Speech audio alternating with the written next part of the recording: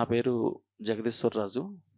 మాది ఉమ్మడి ఆంధ్రప్రదేశ్ జిల్లాలో పశ్చిమ గోదావరి జిల్లా భీమవరం. నేను గ్రూప్ 2 ఎంప్లాయీగా పనిచేస్తున్నాను. 2010, 11 నేను గ్రూప్ 1 సెలెక్ట్ అయ్యాను. అది ఇంటర్వ్యూకి 2 టైమ్స్ కూడా. ఒకసారేమో మెయిన్స్ పోస్ట్ రాలేదు. 2011లో పోస్ట్ వచ్చింది కానీ అది సుప్రీంకోర్టులో రద్దు అవ్వడం వల్ల మేము అవకాశం కోల్పోయాం. సరే, 2016 రాయలేదు, 18 ఇంక వదిలేసి గ్రూప్ 2 రాసి ఇప్పుడు ప్రజెంట్ గ్రూప్ 2 ఎంప్లాయ్ చేస్తున్నాను భీమవరం ట్రెజరీ డిపార్ట్మెంట్లో. సరే, నాకున్న జనరల్ ఎస్ఏ స్ట్రెంత్ ఫ్రెండ్స్కి ఎవరికైనా కొంచెం మెంటర్షిప్ ఇండివిజువల్గా ఇచ్చేవాడిని ఇప్పటిదాకా. మాకు శివ డిటి గారు, రమేష్ ఎక్స్ఎస్ఐ గారు వీళ్ళందరూ పూర్వంలోనే పరిచయం కాబట్టి వాళ్ళకి ఎప్పుడైనా అవసరమైతే సరదాగా డిస్కస్ చేసేవాళ్ళం తప్ప ఇలా క్లాస్ అనేది ఫస్ట్ టైము. మన శివ రమేష్ గారు పర్సనల్గా బాగుంటుందండి, ఒక 10 మంది మేము ఉన్నాం, కనీసం ఆ 10 మంది కన్నా మెంటర్షిప్ ఇవ్వడం ద్వారా సర్వీసెస్ కొంచెం మీరు బాగుంటుందన్న ఉద్దేశంతో అడిగేటప్పుడే నేను కొంచెం ఒక 5 days లీవ్ అవైల్ చేసుకుని వచ్చాను. అంటే నేను 5 రోజుల్లో 10 ఎస్ఐలని కన్ఫైన్ అవ్వడానికి ప్రధాన కారణం ఏంటంటే, నేను చదివేటప్పుడు కూడా జనరల్ ఎస్ఐ అనేది 50 ఎస్ఐలు 60 ఎస్ఐలు మ్యాక్సిమం చదవాలి, అందులో ఏదొస్తే అది రాయాలి అని అనుకోకుండా ఒక ఏరియా తీసుకుంటానండి నేను. ఆ ఏరియా ఒక 3-4 జనరల్ ఎస్ఐలను కవర్ అయ్యే విధంగా ఉంటుంది అన్నమాట. అలాగే ఆ ఏరియా చదవడం ద్వారా కూర్చుని ఎలా ఇచ్చినా కానీ మనం ఆన్సర్ని తగ్గట్టుగా మౌల్డ్ చేసుకుని ఎస్ఐని అలా రాయడానికి ఆస్కారం ఉంటుంది. కాబట్టి నేను ఆ రకంగా ప్రిపేర్ అయ్యేవాడిని. 4 times గ్రూప్ 1 అటెంప్ట్ చేశాను. 4 times కూడా మంచి స్కోర్స్ వచ్చినాయి నాకు జనరల్ ఎస్ఐ ఎకానమీ. మిగతా పేపర్ అన్ని బాగానే వచ్చాయి కానీ 1-2 పేపర్లు ఒక్కోసారి అటు ఇటు అవ్వడం వల్ల సర్వీస్ అనుకున్న సర్వీస్ రాకపోవడం. సరే, జనరల్ ఎస్ఐ మాత్రం నేను ఎప్పుడు ఫెయిల్ అవ్వలేదండి. 4 అటెంప్ట్లు మంచి స్కోర్స్ వచ్చాయి. ఇంకా అనుభవంతో మిత్రులు శివకృష్ణ గారు అడిగిన దాని మీదట నేను మీ ముందుకు ఇలా వచ్చాను. సరే, జనరల్ ఎస్ఐ అనేది ఎలా ప్రజెంట్ చేయాలి, ఎలా ప్రజెంట్ చేస్తే మంచి స్కోర్ చేయొచ్చు అనే దాని మీద ఒక 10 నిమిషాలు నేను నా అనుభవాలు చెప్తాను.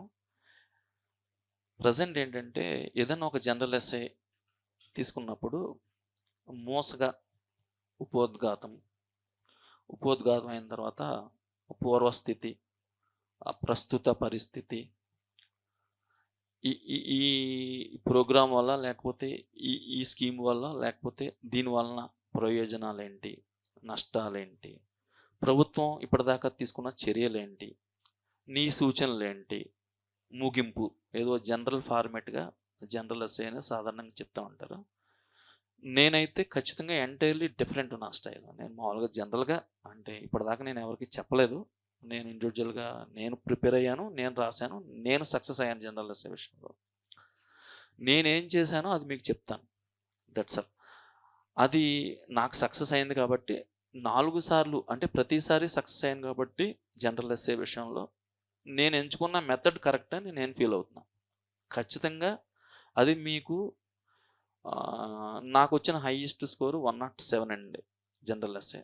ఆ టైంలో నాది స్టేట్లో 5వ పేపర్ 6వ పేపర్ హైయెస్ట్ టాప్ స్కోర్స్ నుంచి 2010, తర్వాత 2011, 2016, 2011 రీమైన్స్ 4 సార్లు రాశాను. 4 సార్లు కూడా జనరల్ ఎస్ఐ అలా విధంగా వచ్చినాయి. సరే, ఇప్పుడు నేను ఆ స్టైల్ గురించి చెప్పేటప్పుడు ఏదైనా ఒక జనరల్ ఎస్ఐ సంబంధించి వాళ్ళు ఏం అడిగారో ఆ ఇంటెన్షన్ గమనించాలండి. ముందు ఫస్ట్ ఇంటెన్షన్. ఎగ్జామినరు ఒక క్వశ్చన్ అడిగాడు, వికసిత్ భారత్ అనే ప్రజెంట్ టాపిక్కే తీసుకోండి. జనరల్గా వికసిత్ భారత్ @2047 అనే క్వశ్చన్ ఇచ్చాడు. క్వశ్చన్ యాజ్ ఇట్ ఈజ్గా వికసిత్ భారత్ @2047 గురించి రాయండి అని ఇవ్వడు. దాన్ని రకరకాలుగా మార్చవచ్చు. ఆ ఎగ్జామినర్ ఇంటెన్షన్ గమనించగలిగితే కనుక మంచి ప్రజెంటేషన్ చేయొచ్చు. సపోజు ఇక్కడ నేనేమి హెడ్డింగ్ పెట్టాను తప్ప దాన్ని ఏ రకంగా క్వశ్చన్ అడుగుతాడనే చెప్పలా. సరే, దీన్నే ఎలా అడగవచ్చు, ఈ క్వశ్చన్నే ఎలా అడగవచ్చు, అప్పుడు ఎలా ప్రజెంట్ చేయాలని చెప్తాను. సాధారణంగా 2047 నాటికి ప్రధానమంత్రి నరేంద్ర మోదీ చెప్పినట్లుగా భారతదేశం అభివృద్ధి చెందిన దేశంగా మారడానికి ఆస్కారం ఉందా, సాధ్యాసాధ్యాలను పరిశీలించండి. అన్నప్పుడు సాధ్యాసాధ్యాలను పరిశీలించండి అన్నప్పుడు సాధ్యాసాధ్యాలు మాత్రమే ఎక్కువ స్ట్రెస్ చేయాలి మనం. అలా కాకుండా వికసిత్ భారత్ మీద మొదటిసారిగా నరేంద్ర మోడీ గారు 2021లో స్వాతంత్ర దినోత్సవం సందర్భంగా మొదటిసారిగా ప్రస్తావించారు. 22 ఆగస్టు 15కి మళ్ళీ ప్రస్తావించారు. 23-24 బడ్జెట్లో కొంత నిర్మలా సీతారామన్ గారు మాట్లాడారు. 23 మే నెలలో నీతి ఆయోగ్ దీని మీద కార్యాచరణ యాక్షన్ ప్లాన్ కోసం సమావేశం ఏర్పాటు చేసింది. ముఖ్యమంత్రులతోటి ఒక యాక్షన్ ప్లాన్ చెప్పింది, గైడ్ లైన్స్ ఇచ్చింది, ఎలా చేయాలని చెప్పింది. తర్వాత 2024-25 బడ్జెట్లో దీనికి సంబంధించినటువంటి ఏమి స్కీమ్స్ ప్రకటించారు లేదా యాక్షన్ ప్లాన్ ప్రకటించారు. ఈ నీతి ఆయోగ్ చెప్పిన దాంట్లో ఏమేమి అంశాలు ఉన్నాయి, కాన్సెప్ట్స్ ఏంటి, ఇందులో ఈ కాన్సెప్ట్స్లో ఉన్న సబ్ టాపిక్స్ ఏంటి, దీనికోసం బడ్జెట్లో ఎంత కేటాయించారు, ఈ పథకాలు ఏమేమి పథకాలు ప్రభుత్వం లాంచ్ చేసింది దీనికోసం, ఇదంతా చెప్తే సోదవుతుంది. అది కాన్సెప్ట్ కాదు. కానీ వాడు అడిగిన క్వశ్చన్ ఇంటెన్షన్ ఏంటి, 2047 నాటికి నిజంగా మనం డెవలప్డ్ నేషన్గా మారగలమా లేదని అడిగాడు అంతే. మారగలమా లేదా అన్నప్పుడు మారగలమో లేదో చెప్పగలగాలి. దానికి ఉన్న సాధ్యాసాధ్యాలు ఎక్స్ప్లెయిన్ చేయగలగాలి, అనలైజ్ చేయగలగాలి. అంతే తప్ప ఈ స్కీమ్ ఏంటి, ఈ స్కీమ్లో ఏమేమి పథకాలు ఉన్నాయి, బడ్జెట్లో ఏం చెప్పారు, ఇది 9 పిల్లర్స్ ఏంటి, 4 పిల్లర్స్ ఏంటి, దీంట్లో కార్యాచరణ యాక్షన్ ప్లాన్ ఏంటి, పథకాలు ఏమేమి పెట్టారు, ఇవన్నీ చెప్తే వాడిచ్చిన సబ్జెక్టు డీవియేట్ అయ్యి మార్కులు ఏదో 20-25 మార్కులు వేసుకుంటూ వెళ్తాడు. నేను చాలా రాశాను, 30 పేజీలు రాశాను, 25 పేజీలు రాశాను, 3 ఎస్సేలు కలిపి యావరేజ్న 8-9 పేజీలు రాశాను, నాకు మార్కులు 48 వచ్చినాయి అని చాలామంది చెప్తూ ఉంటారు. రీజన్ ఇదే. అంటే వాడు రాసిన దానికి అడిగిన దానికి సంబంధం ఉండదన్నమాట. అదే మీరు వికసిత్ భారత్ సాధ్యాసాధ్యాలు చెప్పండి అన్నప్పుడు వికసిత్ భారత్లో ఎలా లాంచ్ అయింది, అసలు దానికి బ్యాక్గ్రౌండ్ ఏంటి అనేది ఒక కాంటెక్స్ట్ చెప్పి, కాంటెక్స్ట్ అనేది ఎప్పుడు వచ్చింది, ఫస్ట్ సారి కాంటెక్స్ట్ మనకి 2021లో prime minister speech, independence day స్పీచ్లో వచ్చింది కాంటెక్స్ట్ వచ్చిన తర్వాత కాంటెక్స్ట్ని బేస్ చేసుకుని ఆయన ఎందుకు అలా కాంటెక్స్ట్లో అలా ప్రస్తావించాల్సి వచ్చింది. ఆల్రెడీ ఇండియా ఒక స్టేజ్లో ఎమర్జింగ్ ఎకానమీ కింద ఉంది. ఈ ఎమర్జింగ్ ఎకానమీ కింద ఇండియాతో పాటు బ్రెజిల్, సౌత్ ఆఫ్రికా లాంటి దేశాలు కూడా ఎమర్జింగ్ ఎకానమీస్ వరల్డ్ వైడ్. ఈ సినారియోలో లాస్ట్ 2 డెకేడ్స్లో మనం ఒక కన్సిస్టెంట్ గ్రోత్ రేట్, మోస్ట్లీ వరల్డ్లోనే టాప్ గ్రోత్ రేట్తో మనం ఎమర్జ్ అవుతున్నాం ఎకానమీ పరంగా. దానివల్ల ఏమైంది, ప్రపంచంలోనే అతిపెద్ద ఆర్థిక 5th బిగ్గెస్ట్ ఎకానమీ కింద మనం ఎమర్జ్ అయ్యాం ప్రజెంట్.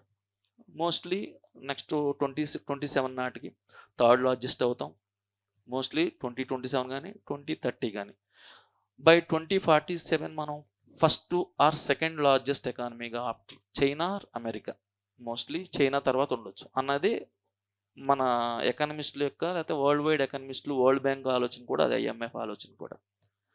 కానీ ఈ నేపథ్యంలో నిజంగా ఈ గ్రోత్ రేట్ తోటి మనం 2047కి అటెండ్ చేయగలమా, ఆ ఎయిమ్ని అటెండ్ చేయగలమా లేదా అనేది, దానికి సవాళ్ళు ఏమున్నాయి అన్నదానికి కూడా ఇంట్రడక్షన్లోనే కొద్దిగా చెప్పగలరు. ఏమేమి సవాళ్ళు ఉన్నాయనేది చెప్పి, నెక్స్ట్ ఈ ప్రయాణంలో ఈ ఎమర్జింగ్ ఎకానమీ కింద మనం ఎలా ఎమర్జ్ అయ్యాం, జస్ట్ అంటే 1947 ఇండిపెండెన్స్ నుంచి, స్వాతంత్రం వచ్చిన దగ్గర నుంచి ఇప్పుడు 2024 వరకు కూడా ఎకానమీ మొత్తం ఎట్ ఎ గ్లాన్స్ ఒక పేజీలో మనం రాయగలగాలి అంతే. ఒక పేజీ ఇంట్రడక్షన్, ఒక పేజీ ఎలా ఎమర్జ్ అయ్యాం ప్రజెంట్ ఎకానమీకి. అయిపోయిన తర్వాత నెక్స్ట్ ఇమ్మీడియట్గా వాడు అడిగిన క్వశ్చన్కి వెళ్ళిపోవాలి.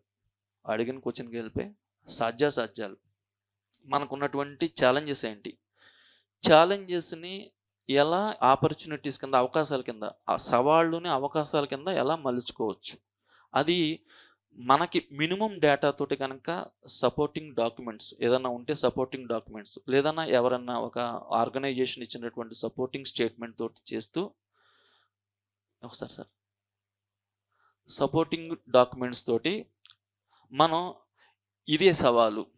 కొంతమంది ఏంటంటే దీనికి సవాళ్ళు ఇవి హెడ్డింగు, దీనికి అవకాశాలు ఇవి అంటే వేరువేరుగా పెడతారు. నేనేం చేసేవాడిని అంటే ఒక ఛాలెంజ్, ఒక సవాల్ తీసుకున్నాం, ఆ సవాల్కి ఇమీడియట్గా అక్కడే సొల్యూషన్, సవాలు అక్కడే సొల్యూషన్. దానివల్ల ఏమవుతుందంటే ఎగ్జామినర్కి ఓకే ఇప్పుడు 2047కి డెవలప్డ్ నేషన్ కింద మారాలంటే ప్రజెంట్ ఇప్పుడు ఈ ఛాలెంజ్ ఉంది. ఈ ఛాలెంజ్‌కి సంబంధించి ఈ సొల్యూషన్ చెప్పాడు. కాబట్టి ఈ సొల్యూషన్ మనం గనుక అటైన్ చేయగలిగితే 2047కి డెవలప్డ్ నేషన్‌కి వెళ్ళడానికి ఆస్కారం ఉంది. అలాగే ఇంకో ఛాలెంజ్ కొన్ని కేస్ స్టడీస్ వరల్డ్ వైడ్ జరిగే కొన్ని ఇన్సిడెంట్లు, కేస్ స్టడీస్ ఎగ్జాంపుల్స్‌గా చెప్పుకుంటూ మరీ డేటా డంప్ చేయకుండా లిమిటెడ్ డేటా డంప్ చేయగలిగితే కనుక ఆన్సర్ ఫుల్‌ఫిల్‌డ్‌గా అనలిటికల్‌గా రాయగలిగితే కనుక నాకు తెలిసి ఖచ్చితంగా అబోవ్ 30-35 మార్క్స్ అయితే నిజంగా మీరు చదవకపోయినా గానీ జనరల్ ఎస్సే ఆ కాన్సెప్ట్ మీరు చదవకపోయినా కానీ మీకున్న లిమిటెడ్ నాలెడ్జ్‌లో అడిగిన దాన్ని అడిగినట్టుగా ప్రజెంట్ చేయగలిగితే మీరు ఏమీ చదవకుండా జనరల్ ఎస్సే రాసినా కానీ అరౌండ్ 80 స్కోర్ చేయొచ్చు. నాకు తెలిసినంత వరకు గ్రూప్ 1లో general SI easy paper, scoring paper. ఇది చాలామంది తెలియక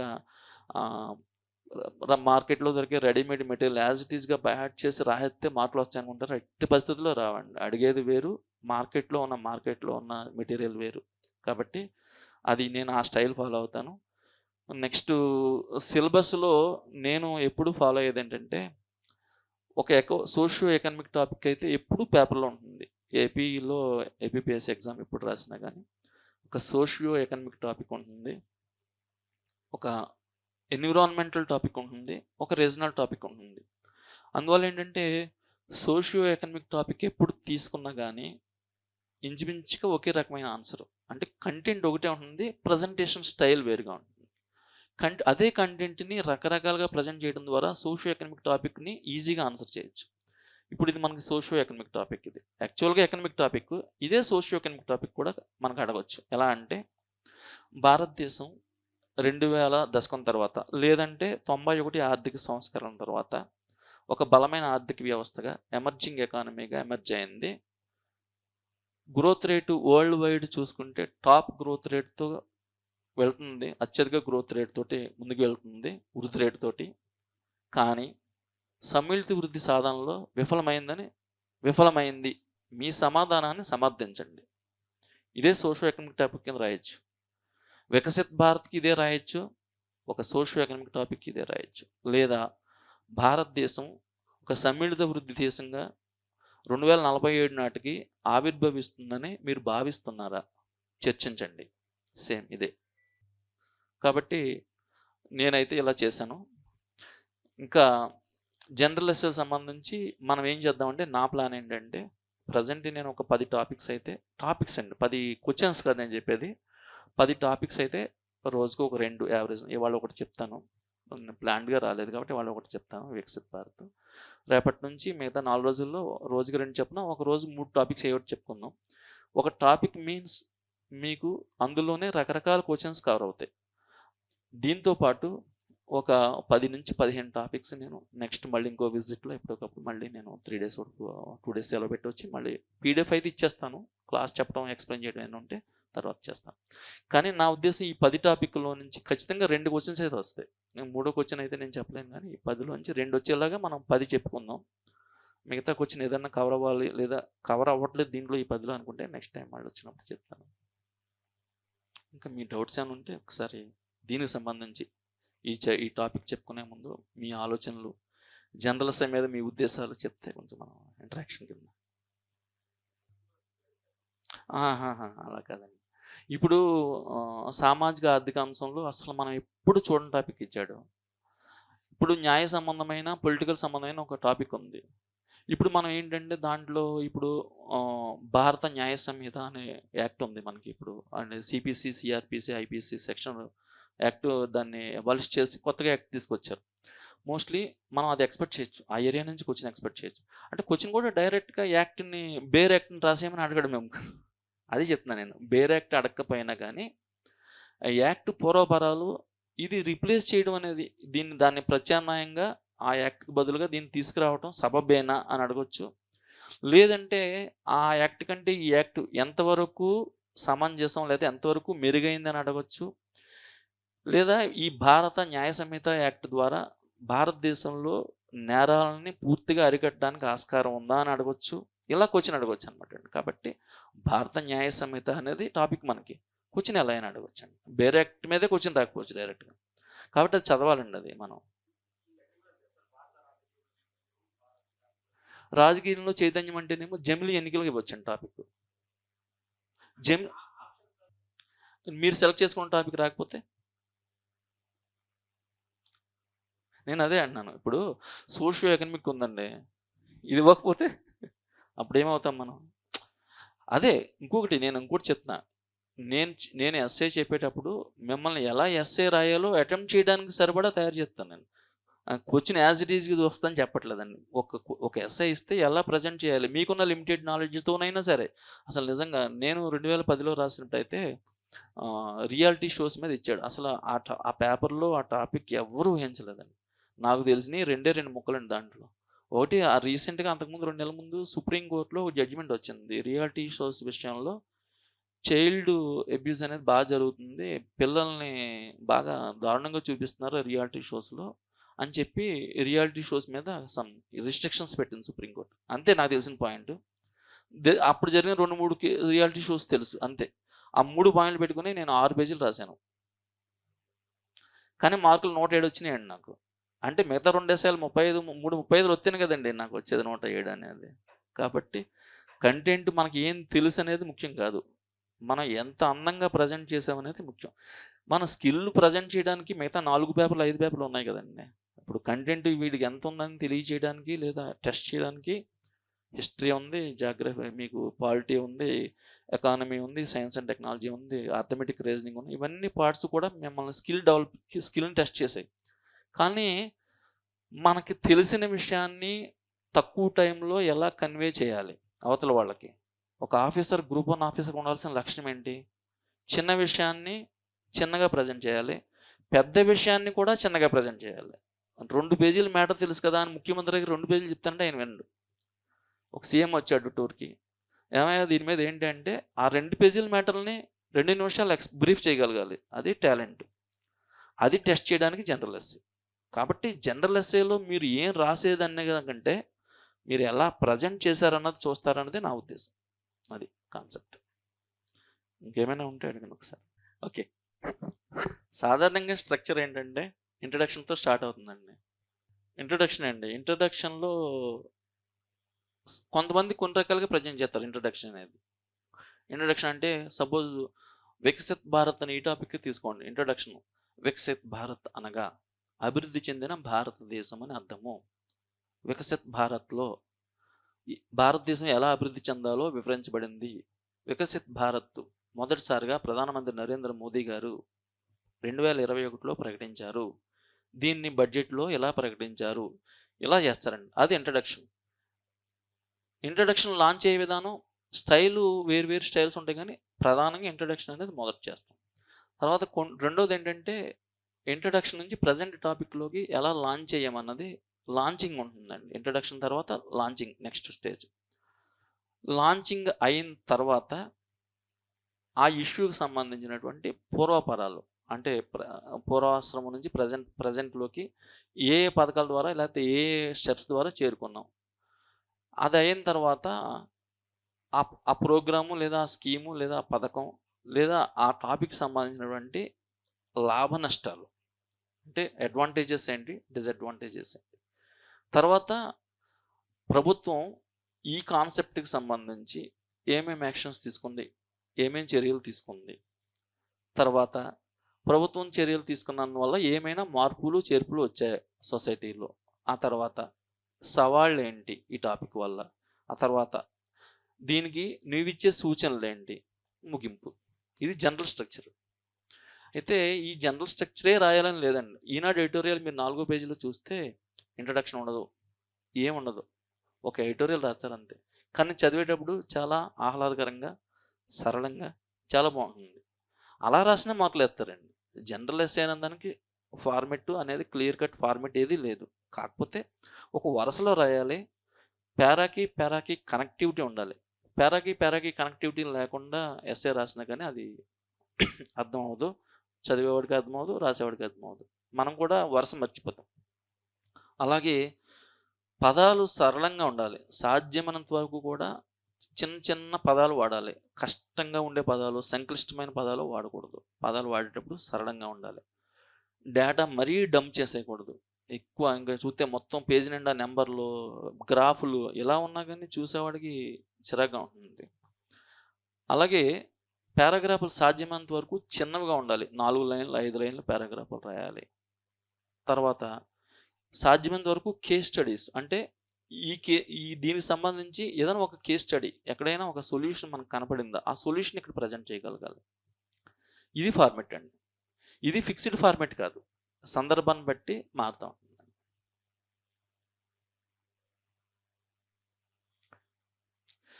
ఏమీ లేదండి. నేను ఎలా రాసానో అది చెప్తాను మీకు అంతే. ఇంకా? ఓకే. సిలబస్ ఒకసారి బుక్ అది. సెక్షన్ 1 అండి. సమకాలీన సామాజిక అంశాలు, సామాజిక సమస్యలు. సామాజిక అంశాల్లోకి సాధారణంగా ఎకనామిక్ టాపిక్సే వస్తాయండి.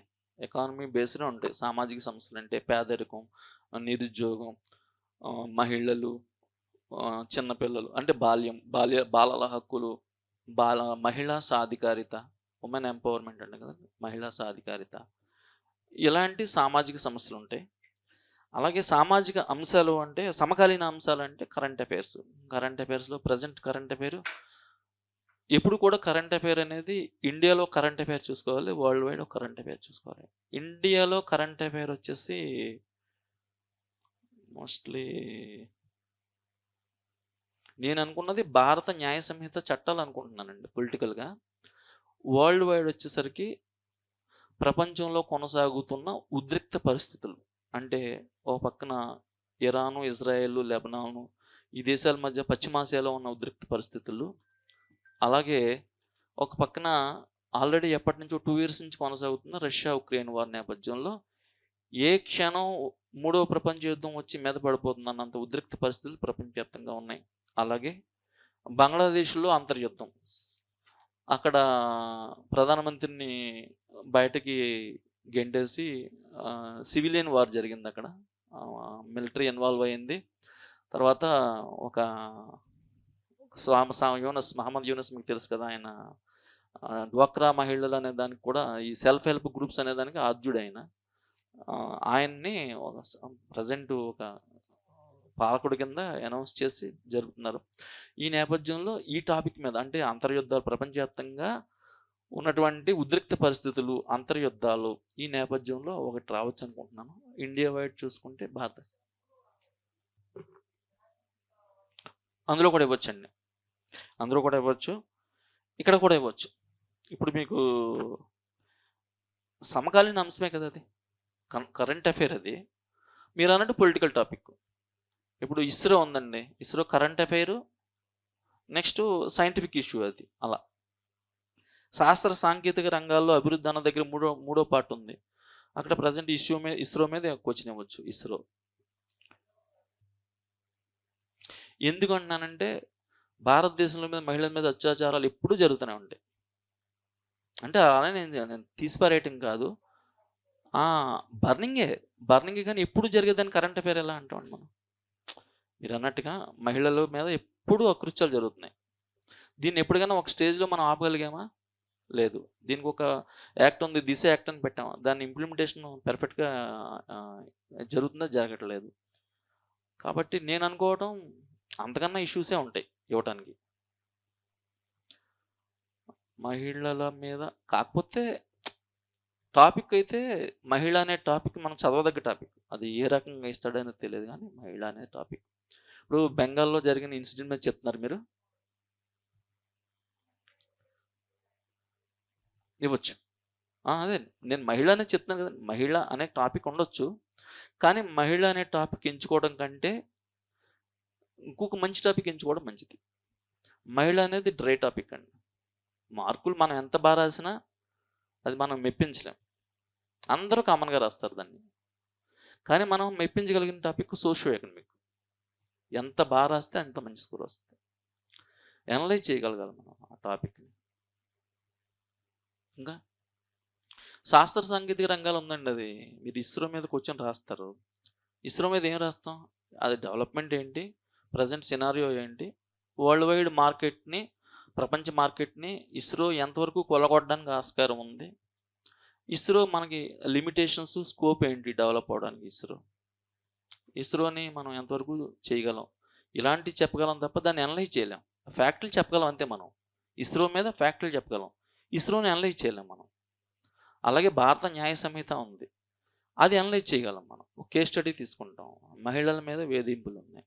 మహిళల మీద వేధింపులు సిఆర్పిసి ఏం చెప్తుంది, భారత న్యాయ సంహిత ఏం చెప్తుంది, అది దీని నుంచి ఎలా ప్రత్యేకం, దీంట్లో ఇమీడియట్గా శిక్షించడానికి ఎలా ఆస్కారం ఉంది, కాబట్టి దానికంటే దీంట్లో బాగా న్యాయం జరుగుతుంది. అది అనలిటికల్గా చెప్పచ్చు. అలాగే మీరు అన్నట్టుగా ఈ ప్రపంచ యుద్ధాలు ఉన్నాయి, అనలైజ్ చేయగలం, బాగా అనలైజ్ చేయగలం. అంటే ఇప్పుడు ప్రపంచంలో నానాజాతి సమితి అనేది ఒక ప్లాట్ఫామ్ ఏర్పాటైంది. వరల్డ్ వార్ 1 టైంలో ఫెయిల్ అయింది. దేంట్లో ఫెయిల్ అయింది? రెండో వరల్డ్ వార్ని నివారించడంలో ఫెయిల్ అయింది, కాబట్టి అది ఫెయిల్డ్. రెండో వరల్డ్ వార్ తర్వాత ఐక్యరాజ్య సమితి ఏర్పాటైంది. ఐక్యరాజ్య సమితి ఎవరి కనుసన్నల్లో పనిచేస్తుంది? ఇండైరెక్ట్గా 5 దేశాల కనుసన్నల్లో పనిచేస్తుంది.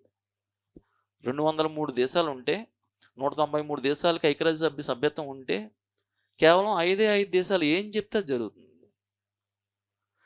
ప్రపంచంలోనే అత్యధిక జనాభా ఉన్న భారతదేశానికి విలువ లేదు, ప్రపంచంలోనే అత్యధిక పెద్ద ప్రజాస్వామ్యమైన భారతదేశానికి విలువ లేదు, ఎమర్జింగ్ ఎకానమీగా ఉన్న ఇండియా కానీ, బ్రెజిల్ కానీ, సౌత్ ఆఫ్రికా కానీ, బిగ్ ఎకానమీస్గా ఉన్నటువంటి జపాన్ కానీ, జర్మనీ కానీ, ఇలాంటి దేశాలకు ప్రాతినిధ్యం లేదు ఐక్యరాజ్య సమితి ఈ సెక్యూరిటీ కౌన్సిల్లో. పోనీ వాళ్ళు ఏమైనా ఈ ఉద్రిక్త పరిస్థితులను నివారిస్తున్నారా అంటే నివారించట్లేదు. రష్యా ఉక్రెయిన్ వార్ని ఒకవైపు చైనా పెంచి పోషిస్తుంది. ఆ భద్రతా మండలిలో 5 సభ్య దేశాల్లో ఒకటేమో చైనా, రష్యా, ఆ 2 ఒకవైపు ఉన్నాయి. మిగతా 3 దేశాలు ఒకవైపు ఉన్నాయి. నాటో ఉంది. ఉక్రెయిన్కి ఏమో ఫండింగ్ అంతా కూడా నాటో దేశాల నుంచి జరుగుతుంది. ఇది వరల్డ్ వైడ్ ఓపెన్ సీక్రెట్. ఇటువైపున చైనా సపోర్ట్ చేస్తుంది రష్యాకి ఫుల్గా. అంటే 2 ప్రధాన ధృవాల మధ్యన పోరాటంగా మారిపోయింది తప్ప దీన్ని నివారిద్దాం, దీన్ని ఆపుదాం. ప్రపంచవ్యాప్తంగా ఉక్రెయిన్ వార్ వలన ఆయిల్ ఇంపోర్ట్స్ తగ్గిపోయినాయి. ఈ ఎడిబుల్ ఆయిల్స్ అనే వంట నూనెలు దిగుమతులు ఆగిపోయినాయి ప్రపంచవ్యాప్తంగా. దీనివల్ల ఏమైంది? ద్రవ్యోల్బణం పెరిగిపోయింది. ద్రవ్యోల్బణం పెరిగిపోవడం వల్ల నేరుగా ఇంపాక్ట్ అయింది ఎవరికి? పేద ప్రజలు. వాళ్ళు బాగానే ఉన్నారు, రష్యా బాగానే ఉంది, చైనా బాగానే ఉంది, ఇటు అమెరికా బాగానే ఉంది, నాటో దేశాలు బాగానే ఉన్నాయి. కానీ తృతీయ ప్రపంచ దేశాలు అంటాం మనం, అలీన దేశాలని కానీ, పేద దేశాలు, అండర్ డెవలపింగ్ స్టేట్స్, ఇవన్నీ ఉన్నాయి వరల్డ్ వైడ్. వాళ్ళల్లో ఉన్న ఆ దేశాల్లో ఉన్న ప్రజలు నేరుగా ఇంపాక్ట్ అయ్యారు. ఆయిల్ ఇంపోర్ట్స్ ఆయిల్ ధరలు పెరిగిపోయినాయి. దానివల్ల ఏమైంది? ద్రవ్యోల్బణం పెరిగిపోయింది. ద్రవ్యోల్బణం పెరిగిపోవడం వల్ల నిత్యావసర వస్తువులు ధరలు పెరిగిపోతున్నాయి. నిత్యావసర ధరలు కొనుక్కునేది ఎవరండి? పేద ప్రజలు, middle class, below middle class. వాళ్ళు ఇంపాక్ట్ అవుతున్నారు. అంటే వాళ్ళ జీవన ప్రమాణాలు తగ్గిపోయినాయి, వాళ్ళ ఆరోగ్యం చెడిపోయింది, వాళ్ళ ఆయు ప్రమాణం తగ్గిపోయింది.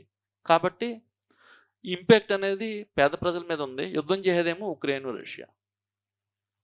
అది నివారించడంలో ఐక్యరాజ్య సమితి సెక్యూరిటీ కౌన్సిల్ ఉన్న దేశాలే విఫలమైనవి. పోనీ జనరల్ బాడీ కౌన్సిల్ మీటింగ్ పెట్టారు, వాళ్ళు ఏమైనా తీర్మానం చేశారా ఈ యుద్ధాన్ని ఎక్కడితో ఆపేద్దామని? చేయలేకపోయారు. G20 దేశం సదస్సు మన దేశంలో జరిగింది. G20 సదస్సులో భారతదేశం కొంత మధ్యవర్తిత్వం చేసి ఈ ఉద్రిక్త పరిస్థితులు నివారించడానికి ఏమైనా చూద్దాం అనుకుంటే వాళ్ళు పెద్ద దేశాధినేతలు రాలేదు సమావేశానికి, కూర్చోబెట్టలేకపోయాం. అంటే ప్రపంచవ్యాప్తంగా ఇలాంటి ఉద్రిక్త పరిస్థితులు, ఈ పశ్చిమాసియా సమస్య కూడా అంతే, ఇలాంటి ఉద్రిక్త పరిస్థితులను నివారించడానికి ఏదైనా ఒక తటస్థ వేదిక వరల్డ్ వైడ్ అంటే ఐక్యరాజ్య సమితికి ప్రత్యామ్నాయంగా ఏదన్నా వ్యవస్థ ఉందా అంటే ఏమీ లేవు. అలాంటప్పుడు ఐక్యరాజ్య సమితి కూడా అనవసరమే. అంటే ఐక్యరాజ్య సమితి ప్రత్యామ్నాయంగా ఏదన్నా ఒక ప్రపంచ వేదిక అవసరమా అని కూడా క్వశ్చన్ ఇవ్వచ్చు. దీని నేపథ్యంలో దానికి కూడా మనం కాన్సెప్ట్ రెడీ చేసుకోవాలి. అంటే ప్రశ్న ఎలా ఇచ్చినా కానీ కాన్సెప్ట్ ఏదైనప్పటికీ కూడా అడిగిన దానికి ప్రజెంటేషన్ తగ్గట్టుగా చేయగలిగితే మార్కులు ఫుల్గా వస్తాయి. కంటెంట్ ఎంత చాలండి మనకి. మన దగ్గర 2 పాయింట్లు ఉంటే 6 పేజీలు రాయొచ్చు, మార్కులు మాత్రం 35 వస్తాయి. నా అనుభవం అది. ఏ టాపిక్ అయినా మనం అనలైజ్ చేయొచ్చు. మన దగ్గర కంటెంట్ ఉండాలి అంతే. కంటెంట్ ఉంటే ఏదైనా రాయొచ్చు. మీ డౌట్స్ ఉంటే అడగండి. ఈ టాపిక్ ఊరికే ఎంత ఆల్రెడీ పీడిఎఫ్ తయారైపోయింది కాబట్టి ఎక్స్‌ప్లెయిన్ చేస్తాను నేను, పెద్ద విషయం కాదు. ఈ సెక్షన్ 3 నుంచి 3 క్వెషన్‌లు ఇస్తారని లేదు. కానీ 3 సెక్షన్‌లు ఏమున్నాయో చెప్తాను. సెక్షన్ 1లో కరెంట్ అఫైర్స్, సోషల్ ఇష్యూస్, ఆర్థిక వృద్ధి, న్యాయ సంబంధ అంశాలు. ఆర్థిక వృద్ధి అంటే ఇందాక మనం చెప్పుకున్నాం, ఈ వికసిత్ భారత్ అనేది ఆర్థిక వృద్ధికి సంబంధించిన అంశం. న్యాయ సంబంధిత అంశాలంటే ఈ భారత న్యాయ సంహిత యాక్ట్ సంబంధించిన అలాంటివి. సమకాలీన అంశాలంటే నేను చెప్పిన ప్రపంచ యుద్ధ వాతావరణం, ఉద్రిక్త పరిస్థితులు లాంటివి. సామాజిక సమస్యలంటే మహిళలు, బాలలు, వృద్ధులు, తర్వాత ఈ డ్రగ్స్, లేకపోతే ఈ సోషల్ మీడియా లాంటి టాపిక్లన్నీ కూడా సామాజిక సమస్యల కింద వస్తాయి మనకి. తర్వాత రెండో దాంట్లో భారత రాజకీయాల్లో చైతన్యం అంటే డెమోక్రసీ, భారతదేశంలో ప్రజాస్వామ్యం 1947 నుంచి ఇప్పటిదాకా ఎలా పరిడవిల్లింది, ఎలా డెవలప్ అయింది, ఎలా వికసించింది. ఈ సినారియోలో దీనికి సంబంధించి ఏదైనా ఇవ్వచ్చు. అంటే భారత ప్రజాస్వామ్యాన్ని వికసింపజేయడంలో రాజ్యాంగం సఫలమైందా, విఫలమైందా? ఇది కంప్లీట్గా రాజకీయ చైతన్యానికి సంబంధించిన అంశం. అలాగే జమిలీ ఎన్నికల నేపథ్యం. జమిలీ ఎన్నికలు ఎందుకు అవసరమైనవి? రాజకీయ చైతన్యం వల్ల కూడా జమిలీ ఎన్నికలు రావచ్చు. ప్రజల్లో రాజకీయ చైతన్యం వచ్చింది. ఒక రాష్ట్రంలో పరిపాలన సరిగా లేదు, రాష్ట్ర ముఖ్యమంత్రి పరిపాలన సరిగా లేకపోవడం వల్ల ప్రజల్లో ప్రజా విప్లవం వచ్చింది. సివిలియన్ వార్ లాంటిది సుమారుగా. ప్రజా సంఘాలన్నీ తీర్మానం చేసుకుని ముఖ్యమంత్రి మీద యుద్ధం ప్రకటించి ధర్నాలు చేస్తున్నారు, రాస్తారోకాలు చేస్తున్నారు, నిరసనలు తెలియజేస్తున్నారు. ప్రతిపక్షాలు ఊరుకునే ఉండవు. ఇవి సపోర్ట్గా చేసుకుని అవి కూడా ప్రభుత్వం మీద దాడి చేస్తాయి. ప్రభుత్వం పడిపోతుంది, ఎన్నికలు వస్తాయి. 5 సంవత్సరాలకి రావాల్సిన ఎన్నికలు 2 సంవత్సరాలకి, 3 సంవత్సరాలకి రావడం వలన, ఒక సిస్టమ్ అంటూ లేకపోవడం వలన దేశవ్యాప్తంగా ప్రతి సంవత్సరం ఏదో రాష్ట్రంలో ఎన్నికలు జరుగుతూనే ఉన్నాయి. అంటే దేశవ్యాప్తంగా ఎన్నికల వాతావరణం ప్రతి సంవత్సరం ఉంటుంది. దీనివల్ల ఏమవుతుంది?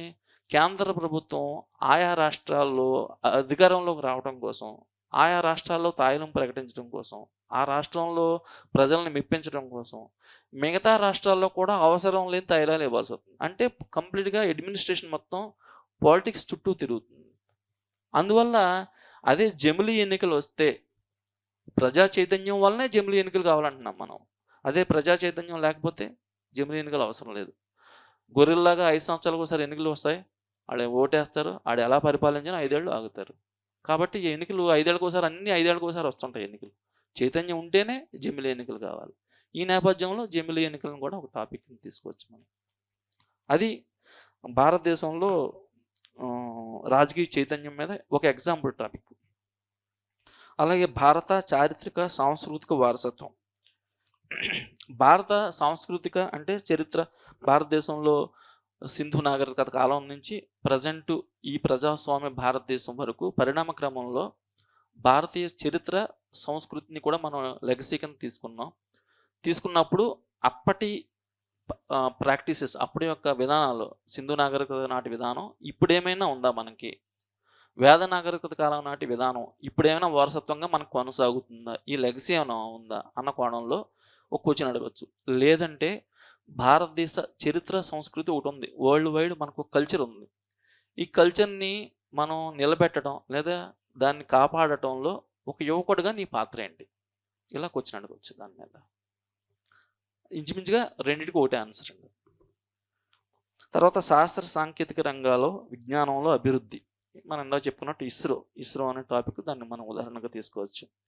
విద్య, మానవ వనరుల అభివృద్ధి, దీని మీద క్వశ్చన్ అడిగే అవకాశం ఉంది ఎక్కువ. ఇది అనలైజ్ చేయడానికి కూడా ఆస్కారం ఉన్న టాపిక్. విద్య, మానవ వనరులు, హ్యూమన్ రిసోర్సెస్, డెమోగ్రఫిక్ డివిడెండ్ అనే టాపిక్ ఉంది. అంటే డెమోగ్రఫిక్ డివిడెండ్ అంటే ఇప్పుడు భారతదేశం సగటు వయసు 28.2 సంవత్సరాలు. ప్రపంచంలోనే యంగెస్ట్ పాపులేషన్ ఉన్న కంట్రీ మన దేశం, భారతదేశం. ఈ పాపులేషను భారతదేశ అభివృద్ధిలో ఎంతవరకు దోహదం చేస్తుంది? డెమోగ్రఫిక్ డివిడెండ్ గురించి క్వశ్చన్ అడగవచ్చు. అది మానవ వనరుల అభివృద్ధికి సంబంధించి. అలాగే విద్య, నాస్కామ్ అనేది ఒక స్టేట్మెంట్ ఇచ్చింది. ఇప్పటికి భారతదేశంలో బయటకు వస్తున్న గ్రాడ్యుయేట్స్లో కేవలం 5 నుంచి 10% మాత్రమే స్కిల్డ్ ఎంప్లాయీస్ ఉంటున్నారు. ఎంప్లాయ్మెంట్ని సంపాదించుకోగలిగిన స్కిల్డ్ ఎడ్యుకేటర్స్ 5-10% ఉంటున్నారు. మిగతా 90% మందికి డిగ్రీ అయితే వస్తుంది కానీ ఏ విధమైన స్కిల్ ఉండట్లేదు. దీనివలన నూతన విద్యా విధానం 2020 దీన్ని ఏమన్నా ప్రత్యామ్నాయంగా ఉపయోగపడుతుంది అనుకుంటున్నారా మీరు? అంటే విద్యా విధానం 2020 మీద క్వశ్చన్ ఇక్కడ విద్య అనే టాపిక్ మీద ఇవ్వచ్చు మనకి ఎగ్జాంపుల్ కింద. డైరెక్ట్గా విద్యా విధానం అని చెప్పకుండా ఉన్నత విద్యా ప్రమాణాలు నానాటికి తీసుకట్టుగా తయారవుతున్నాయి భారతదేశంలో. క్వాలిటీ ఉండట్లేదు ఉన్నత విద్యలో. యూనివర్సిటీలు పెరుగుతున్నాయి, కాలేజెస్ పెరుగుతున్నాయి, వచ్చే స్టూడెంట్స్ అవుట్గోయింగ్ స్టూడెంట్స్ పెరుగుతున్నారు, క్వాలిటీ ఉండట్లేదు. ఈ క్వాలిటీ లేని విద్య అనేది భారతదేశాన్ని దీన్ని దాన్ని లింక్ చేయొచ్చు. భారతదేశాన్ని వికసిత్ భారత్గా మార్చడానికి దోహదం చేస్తుంది అనుకుంటున్నారా మీరు? టాపిక్ ఎక్కడి నుంచి ఎక్కడికైనా తీసుకెళ్ళవచ్చు, కానీ రాయగలగాలి మనం. అంటే మనకి ఈ విద్య అనే కాన్సెప్ట్ మీద 4 పాయింట్లు తెలియాలి. వికసిత్ భారత్కి ఈ విద్య అనేది ఎలా ఉపయోగపడుతుంది అనేది మనకు 4 పాయింట్లు తెలియాలి. ఎస్ఏ రాసేయచ్చు. ఇది సిలబస్ అండి. ఇది విద్యా మానవ వనరుల అభివృద్ధి అనేది ఆ సిలబస్ని బేస్ చేసుకుని ఈ ఎస్ఏలు ఎలా ఆడుకోవచ్చు. డెమోగ్రాఫిక్ డివిడెండ్ మీద, విద్యా హక్కు చట్టం 2020 మీద కానీ ఇలాంటి వాటి మీద క్వశ్చన్స్ అడగవచ్చు. అలాగే చరిత్ర సాంస్కృతిక వారసత్వం మీద క్వశ్చన్ చెప్పాను కదండి.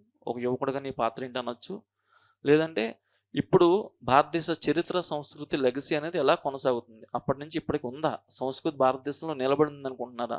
ఇటు వివాహ వ్యవస్థ ఉంది భారతదేశంలో. మనకి సింధు నాగరిక కాలం నుంచి వివాహ వ్యవస్థ ఉంది మనకి. ఇప్పుడున్న వివాహ వ్యవస్థ అప్పుడున్న వివాహ వ్యవస్థకి ఎలా ఉంది కంపారిజన్? అలా కంపారిజన్ అడగవచ్చు.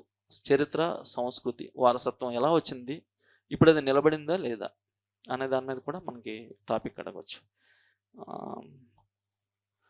ఆర్థిక వృద్ధి అనే దాని మీద ఒకటే క్వశ్చన్ అండి. అది ఎప్పుడు అడిగినా సోషో ఎకనామిక్ లింక్ చేసి అడుగుతాడు. ఆర్థిక వృద్ధి గ్రోత్ అనేది డైరెక్ట్గా భారతదేశం ఎమర్జింగ్ ఎకానమీ, ఎలా ఎకానమీ అయింది ఎమర్జింగ్ ఎకానమీ కింద అనేది అడగడు క్వశ్చన్. దానికి ఒక సోషల్ టాపిక్ సమ్మిళిత వృద్ధి, లాస్ట్ మైల్ కనెక్టివిటీ ఉందా లేదా, లాస్ట్ సివిలియన్ వరకు చివరి పౌరుడి వరకు ఈ అభివృద్ధి ఫలాలు అందుతున్నాయా లేదా. మనకి స్వాతంత్ర్యం వచ్చినప్పుడు మనం ప్రణాళిక వ్యవస్థను అనుసరించాం. ప్రణాళిక వ్యవస్థను అనుసరించినప్పుడు జవహర్లాల్ నెహ్రూ గారు మనం సామ్యవాద విధానాలను అనుసరిద్దాం, ప్రణాళిక విధానంలో అభివృద్ధి చెందాం, అభివృద్ధి చెంది ఆర్థిక వ్యవస్థని వృద్ధి చేద్దాం, అభివృద్ధి ఫలాలు చివరి వ్యక్తి వరకు వెళ్ళి దేశం అంతా అభివృద్ధి చెందిపోతుంది అనుకున్నారు ఆయన. దీన్నే మనం ట్రికిల్ డౌన్ థియరీ అంటారు, ఎకానమీలో వస్తుంది. ట్రికిల్ డౌన్ థియరీ ఫెయిల్ అయింది. 70 దశకంలో ఇందిరాగాంధీ గారు వచ్చారు. ట్రికిల్ డౌన్ థియరీ ఫెయిల్ అయింది, మనం ఈ మెథడ్ని వదిలేద్దాం, ఈ పద్ధతి మార్చుకుని డైరెక్ట్ అటాక్ పేదరికం మీద, నేరుగా పేదరికం మీద యుద్ధం ప్రకటించారు. గరీబీ హటావో అన్నారు. గరీబీ హటావో అని చెప్పి అన్ని పేదరిక నిర్మూలన పథకాలే, నిరుద్యోగ నిర్మూలన పథకాలు, పేదరిక నిర్మూలన డైరెక్ట్గా తీసుకెళ్ళి డబ్బులు వాడి చేతికి ఇచ్చాడు. ఉచితాలు అనేవి ఎప్పుడే స్టార్ట్ అయింది. అది కూడా ఫెయిల్ అయింది అనడానికి ఈ రోజుకి కూడా భారతదేశంలో పేదరికం 21.9% పేదరికం ఉండడం అనేది మనకి ఇది తార్కాణం. ఎందుకంటే 1949లో చైనాకి స్వాతంత్రం వచ్చింది, 1947లో భారతదేశానికి స్వాతంత్రం వచ్చింది. భారతదేశంలో 1990 నాటికి చైనాలో ఎంత ఉందో అంత ఇంచుమించుగా అదే గ్రోత్ రేట్ తోటి అలాగే ఉన్నాం. కానీ అంతకుముందు ఒక దశాబ్ద కాలం ముందు సంస్కరణలు మనకంటే చైనాలో ముందు స్టార్ట్ అయినాయి. 80లో జస్ట్ 10 years ముందే. కానీ 91లో మన జీడిపి వచ్చేసి రఫ్లీ అది మోస్ట్లీ 1.2 ఎంతో $1 trillion. వాళ్ళది ఇంచుమించు అంతే ఉంది, 1.5 1.7 $1 trillion, ఇంచుమించుగా ఒక $0.5 trillion తేడా ఉంది. 2021 వచ్చేసరికి మనది 3.1, వాళ్ళది $17.3 trillion. ఎక్కడ 3.1, ఎక్కడ $17.3 trillion. జస్ట్ ఇక్కడ 91 నుంచి 21 ఒక 30 సంవత్సరాల్లో వాళ్ళు ఆ 3 decadesలో క్రాస్ చేస్తారు మనల్ని. ఆల్మోస్ట్ ఇప్పుడు అమెరికాకి కాంపిటెంట్గా ఉన్నారు వాళ్ళు. అమెరికాని కూడా క్రాస్ చేసి రాబోయే 3-4 yearsలో నాకు తెలిసి వాళ్ళ ఎకానమీ కూడా టాప్ ఎకానమీ కింద మారే అవకాశం. తేడా ఎక్కడ వాళ్ళకి మనకి? ఆ స్కీమ్స్ ఇంప్లిమెంటేషను, పేదరికం గురించి వాళ్ళు ఈ ఉచితాలు అయ్యి జోలికి వెళ్ళకుండా ప్రతి ఒక్కళ్ళకి ఉపాధి కల్పించారు, ప్రతి కుటుంబానికి ఉపాధి కల్పించారు. దానివల్ల ఏమైనాయి? ప్రతి కుటుంబం యొక్క ఆదాయాలు పెరిగినాయి. ఆదాయాలు పెరగడం వల్ల ఏమైంది? వాళ్ళ యొక్క కొనుగోలు శక్తి పెరిగింది. కొనుగోలు శక్తి పెరగడం వల్ల ఏమైంది? మిగులు ఆదాయం వచ్చింది. మిగులు ఆదాయంతో పాటు దిగుమతుల మీద ఆధారపడడం మానేసి వాళ్ళు చేసిన ప్రోడక్ట్ అంతా వరల్డ్ వైడ్ మార్కెట్ చేసుకోగలిగారు. ప్రపంచవ్యాప్తంగా వాళ్ళ మార్కెటింగ్ సదుపాయాలు పెరగడం వలన అమ్మే వస్తువుల్లో ప్రతి 100 వస్తువుల్లో 40 వస్తువులు చైనా నుంచి అమ్మే వస్తువులే ఉన్నాయి వరల్డ్ వైడ్ ఈరోజు. దానివల్ల ఏమైంది, విదేశీ మార్కెట్ నిల్వలు ఇబ్బడిముబ్బడిగా పెరిగిపోయినాయి. ఆ పెరిగిపోయిన విదేశీ మార్కెట్ నిల్వలను ఏం చేశారు వాళ్ళు, మళ్ళీ పెట్టుబడులు పెట్టారు ఇన్ఫ్రాస్ట్రక్చర్ మీద. Roads, buildings, ports, airports, railways, bullet trains, everything, ప్రతి దాని మీద ఇన్వెస్ట్ చేశారు దాన్ని విదేశీ మార్కెట్ నిల్వలు. అప్పుడు ఏమైంది వాళ్ళకి, వాళ్ళ కొనుగోలు శక్తి, ప్రజల కొనుగోలు శక్తి పెరగడం ద్వారా ప్రజల జీవన ప్రమాణాలు పెరిగినాయి. దాంతోపాటు మౌలిక సదుపాయాలు అభివృద్ధి చెందడం వల్ల వాళ్ళ జీడిపి కూడా క్రమంగా చాలా వేగంగా అభివృద్ధి చెందింది. దీనివల్ల ఏమైందంటే వాళ్ళు ఎంచుకున్న మార్గం, ఆ మోడల్ ఆఫ్ డెవలప్మెంట్ అనేది, వాళ్ళేమో కష్టించి పనిచేసి ప్రొడక్ట్ సాధించి అభివృద్ధి చెందారు. మనమేమో ఇంకా ఈ రోజుకి కూడా, ఇప్పటికి కూడా, ఈ నిమిషానికి కూడా ఎవరు ఫ్రీగా ఇస్తే వాడు కొట్టేద్దాం అనే సంస్కృతి మనకు మానలేదు. ఇంకా తేడా ఉంది. అందువల్లే వికసిత్ భారత్ అనేది ఛాలెంజ్ మనకి. అదే చెప్పాను నేను ఇందులో, నా స్టైల్లో నేను చెప్పాను. ఇదే కాన్సెప్ట్, ఇదే కంటెంట్ని ప్రజెంటేషన్ డిఫరెంట్గా చేస్తాం మనం. ఇప్పుడు 2047 నాటికి అభివృద్ధి చెందిన దేశంగా మారాలనేది వికసిత్ భారత్ ఉద్దేశం. ఇందాక అన్నది అదే, సాధ్యాసాధ్యాలు అంటే ఇది చేయగలమా లేదా. వికసిత్ భారత్ అంటే ఇప్పుడు $13,205 తలసరి ఆదాయం చేరుకుంటే ఒక డెవలప్డ్ నేషన్ డెఫినేషన్. అది డెవలప్డ్ నేషన్ అంటే తలసరి ఆదాయం, పెర్ క్యాపిటల్ ఇన్కమ్ అనేది $13,205 ఉండాలి. హై ఇన్కమ్ గ్రూప్ కంట్రీస్ అంటారు వాళ్ళని, అంటే వాళ్ళు డెవలప్డ్ నేషన్స్. ఆ నేషన్ చేరుకోవడానికి, పెర్ క్యాపిటల్ చేరాలంటే మనకి ఏం కావాలి, ప్రతి ఒక్కళ్ళు ఇన్కమ్ పెరగాలి, ప్రతి ఫ్యామిలీ ఇన్కమ్ పెరగాలి.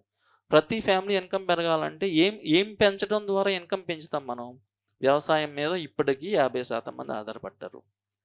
వ్యవసాయం వల్ల 50 మీద ఆధారపడితే దానికి తగ్గ ప్రొడక్టివిటీ చేయగలిగిన భూమి ఉందా మన దగ్గర, లేదు.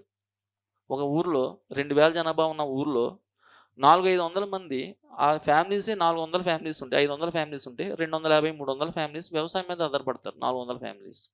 కానీ అక్కడ ఉన్న ఎకరాలే మొత్తం అన్ని కలిపి 500-600 ఎకరాల భూమి ఉంటుంది. 300 మంది ఉంటారు. యావరేజ్ ఒక్కొక్కడికి 1 ఎకరం, ఎకరన్నర వస్తుంది. కమతాల విస్తీర్ణం ఏమైపోయింది, తగ్గిపోయింది.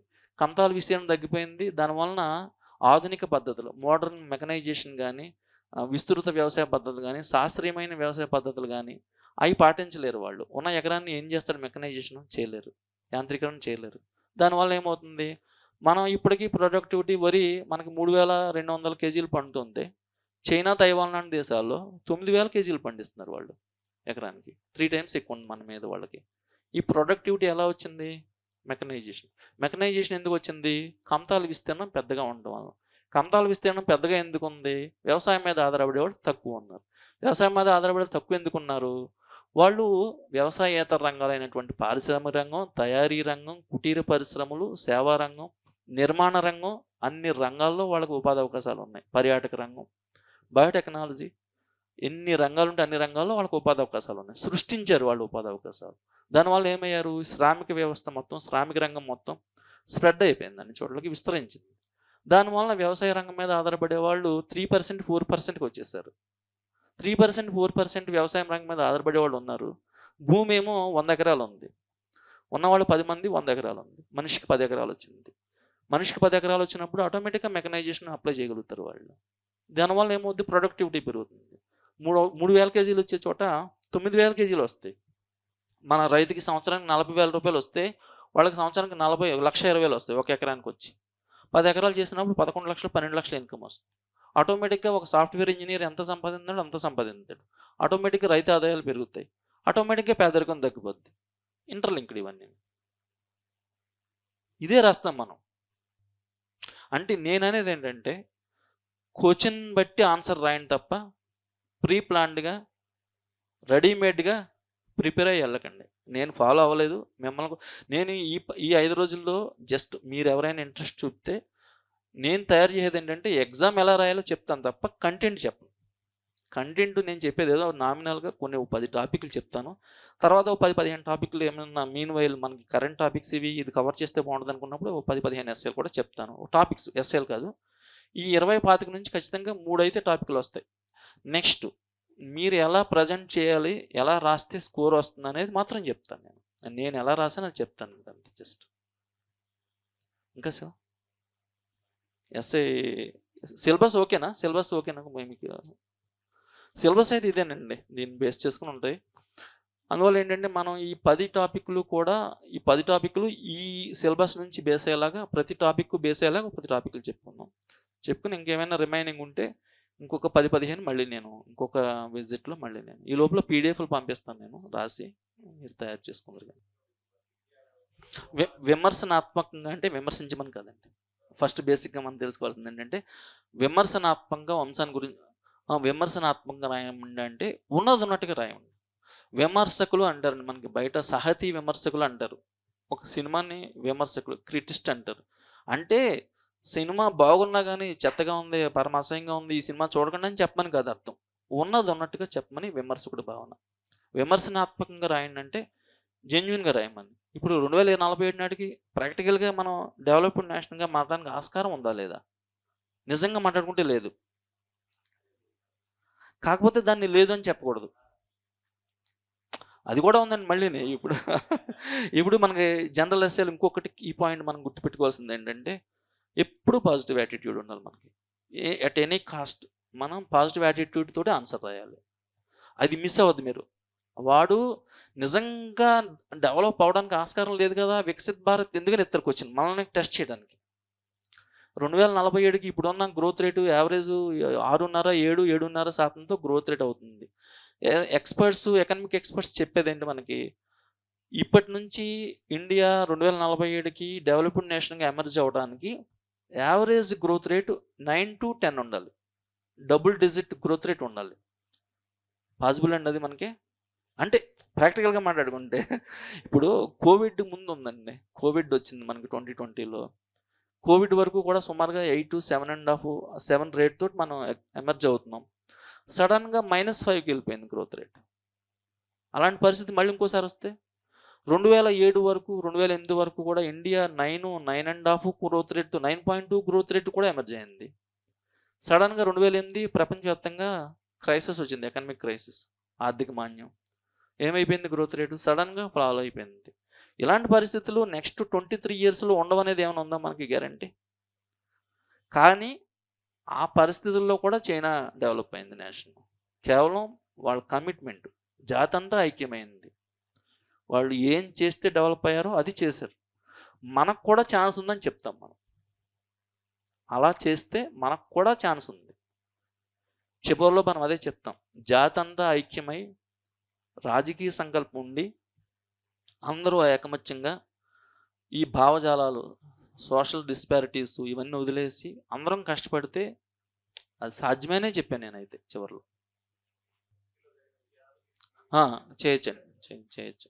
అదే కేస్ స్టడీస్ అంటే అదేనండి నేను అన్నది. ఇప్పుడు కేస్ స్టడీస్ కూడా ఒక 4-5 కేస్ స్టడీస్ చెప్పక్కర్లా. ఇప్పుడు తైవాన్, కొరియా, సింగపూర్, చైనా లాంటి దేశాల్లో, జర్మనీ అలాంటి యూరోపియన్ దేశాల్లో కూడా మ్యానుఫ్యాక్చరింగ్ సెక్టర్, తయారీ రంగం ఉందండి. మోర్ దాన్ 40% షేర్ ఉంది జీడిపిలో వాళ్ళకి. 40-45 మోర్ దాన్ 50. కొరియాలో అయితే 50% కూడా ఉంది అక్కడ తయారీ రంగం, మ్యానుఫ్యాక్చరింగ్ సెక్టర్. ఇండియాలో స్టిల్ అది 16-18 మధ్యన అలా ఊగిసలాడుతుంది. 16%, 18%, 16, 17, 18 అక్కడే ఉంది. ఇంకా 2022 నాటికి మనం టార్గెట్ ఏంటంటే తయారీ రంగంలో 20%, జీడిపిలో 25% రీచ్ అవ్వాలని మన టార్గెట్. ఇప్పుడు ఈ రోజు కూడా రీచ్ అవ్వలేదు. అంటే దానికి నేపథ్యం ఉంది. కారణాలు ఏంటంటే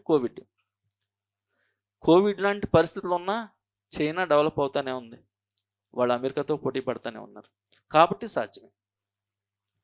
ఇప్పుడు దీని గురించి మాట్లాడితే ఇది వికసిత్ భారత్ అనేది ఓన్లీ ఒక కాన్సెప్ట్, ఇది ఆన్సర్ కాదు. నేను మళ్ళీ ఒకసారి చెప్తున్నాను, ఇది కాన్సెప్ట్. ఈ కాన్సెప్ట్ని ఎలా అయినా మోల్డ్ చేసుకోండి మీరు. నేను ఒక ఉదాహరణగా వికసిత్ భారత్ 2047 సాధ్యమేనా అన్న కోణంలో రాశాను ఆన్సర్. ఇది సాధ్యమేనా, ఎప్పుడు సాధ్యమవుతుంది అన్న కోణంలో రాశాను. ఇది ఇంట్రడక్షను మామూలుగా ఈ కాన్సెప్ట్కి సరిపడా రాశాను. 2021 సంస్కరణ నాటికి స్వాతంత్ర్యం సందర్భంగా ప్రధానమంత్రి గారు స్టేట్మెంట్ ఇస్తూ మొదటిసారిగా ఈ టాపిక్ మీద 2047 విజన్ 2047 అనే టాపిక్ తీసుకొచ్చారు. ఎందుకు 2047 టాపిక్ అనేది తీసుకొచ్చారంటే 1947లో స్వాతంత్రం వచ్చింది మనకి. అప్పటికి 100 ఇయర్స్ అవుతుంది కాబట్టి 100 ఇయర్స్ అయ్యేసరికి ఒక భారత్ డెవలప్డ్ నేషన్గా ఉండాలనేటువంటి ఆయన ఆ విజన్ తీసుకున్నారు.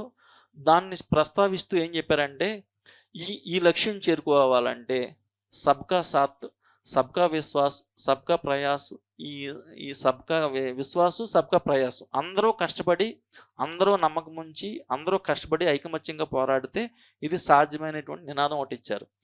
2 దశాబ్దాల కాలంగా భారతదేశం స్థిరమైన జీడిపి వృద్ధి రేటుతోటి, ప్రపంచంలోనే అత్యధిక వృద్ధి రేటుతోటి ఎమర్జ్ అవుతా ఉంది.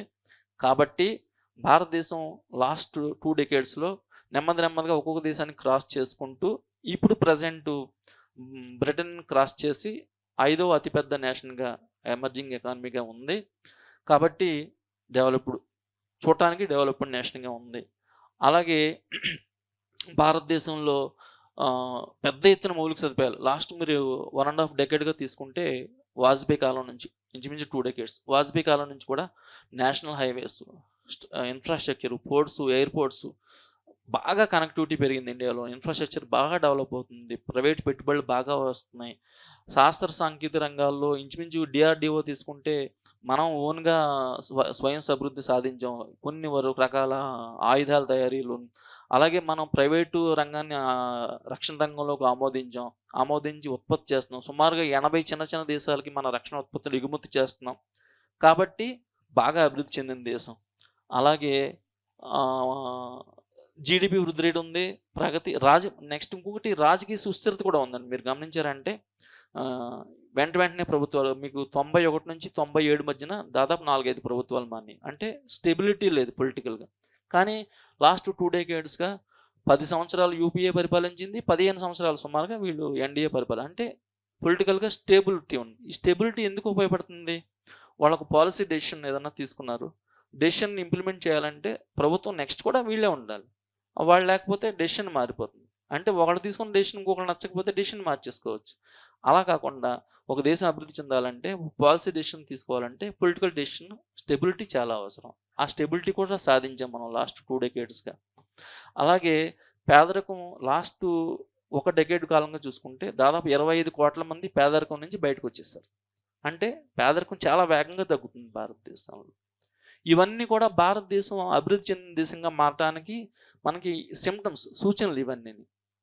కానీ అదే కాలంలో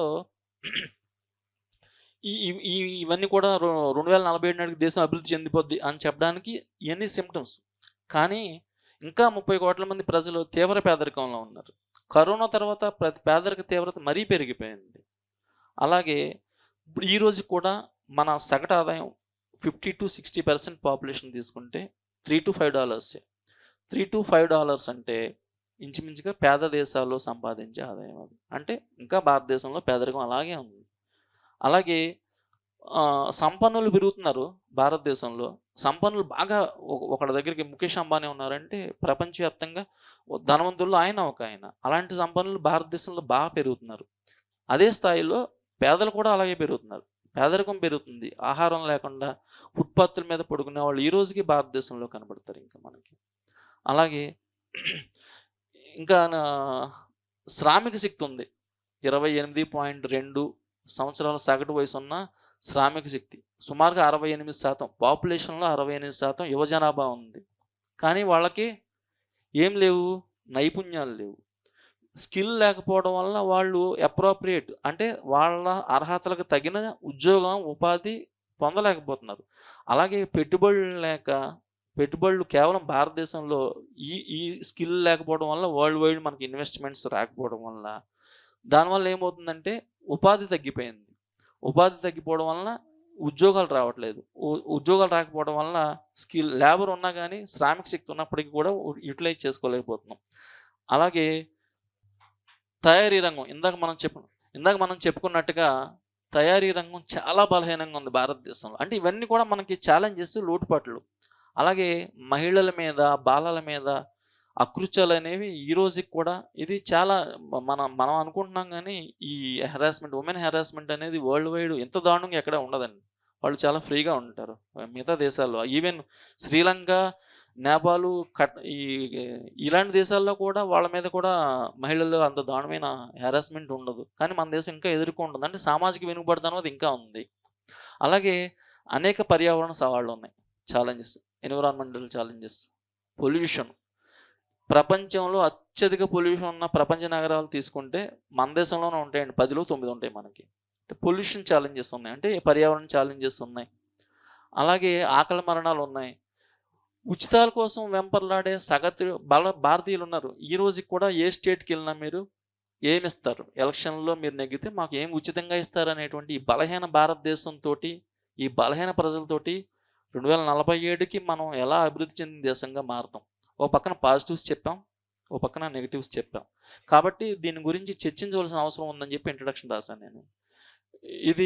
నేనైతే ఇది కొంచెం మంచి ఇంట్రడక్షన్ అని అనుకుంటున్నాను, మీకు నచ్చితే. నెక్స్ట్, స్వతంత్ర భారతదేశంలో బ్యాక్గ్రౌండ్కి వచ్చాను. స్వతంత్ర భారతంలో ప్రయాణం ఎలా జరిగింది?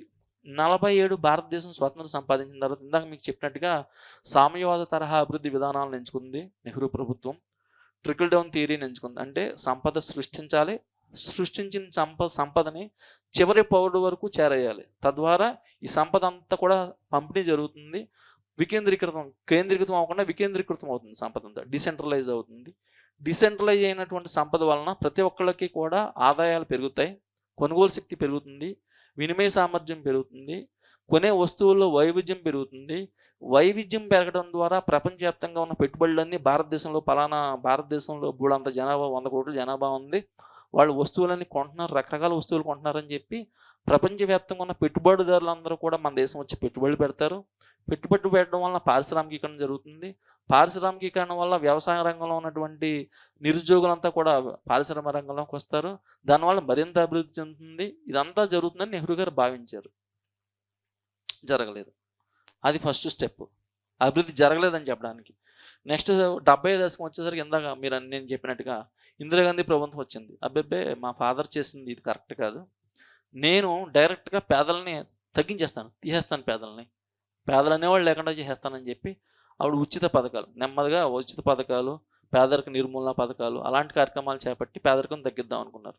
అక్కడ కూడా సాధ్యం కాలేదు మనకి. తర్వాత 90 అప్పటికే వచ్చేసరికి ఇది ఫెయిల్ అయింది. అది ట్రికల్ డౌన్ థియరీ ఫెయిల్ అయింది. డైరెక్ట్ అటాక్ టు పవర్టీ అది కూడా ఫెయిల్ అయింది. 85లో రాజీవ్ గాంధీ అధికారంలోకి వచ్చిన తర్వాత కొంచెం చైనా ఇంపాక్ట్ పడింది ఆయన మీద.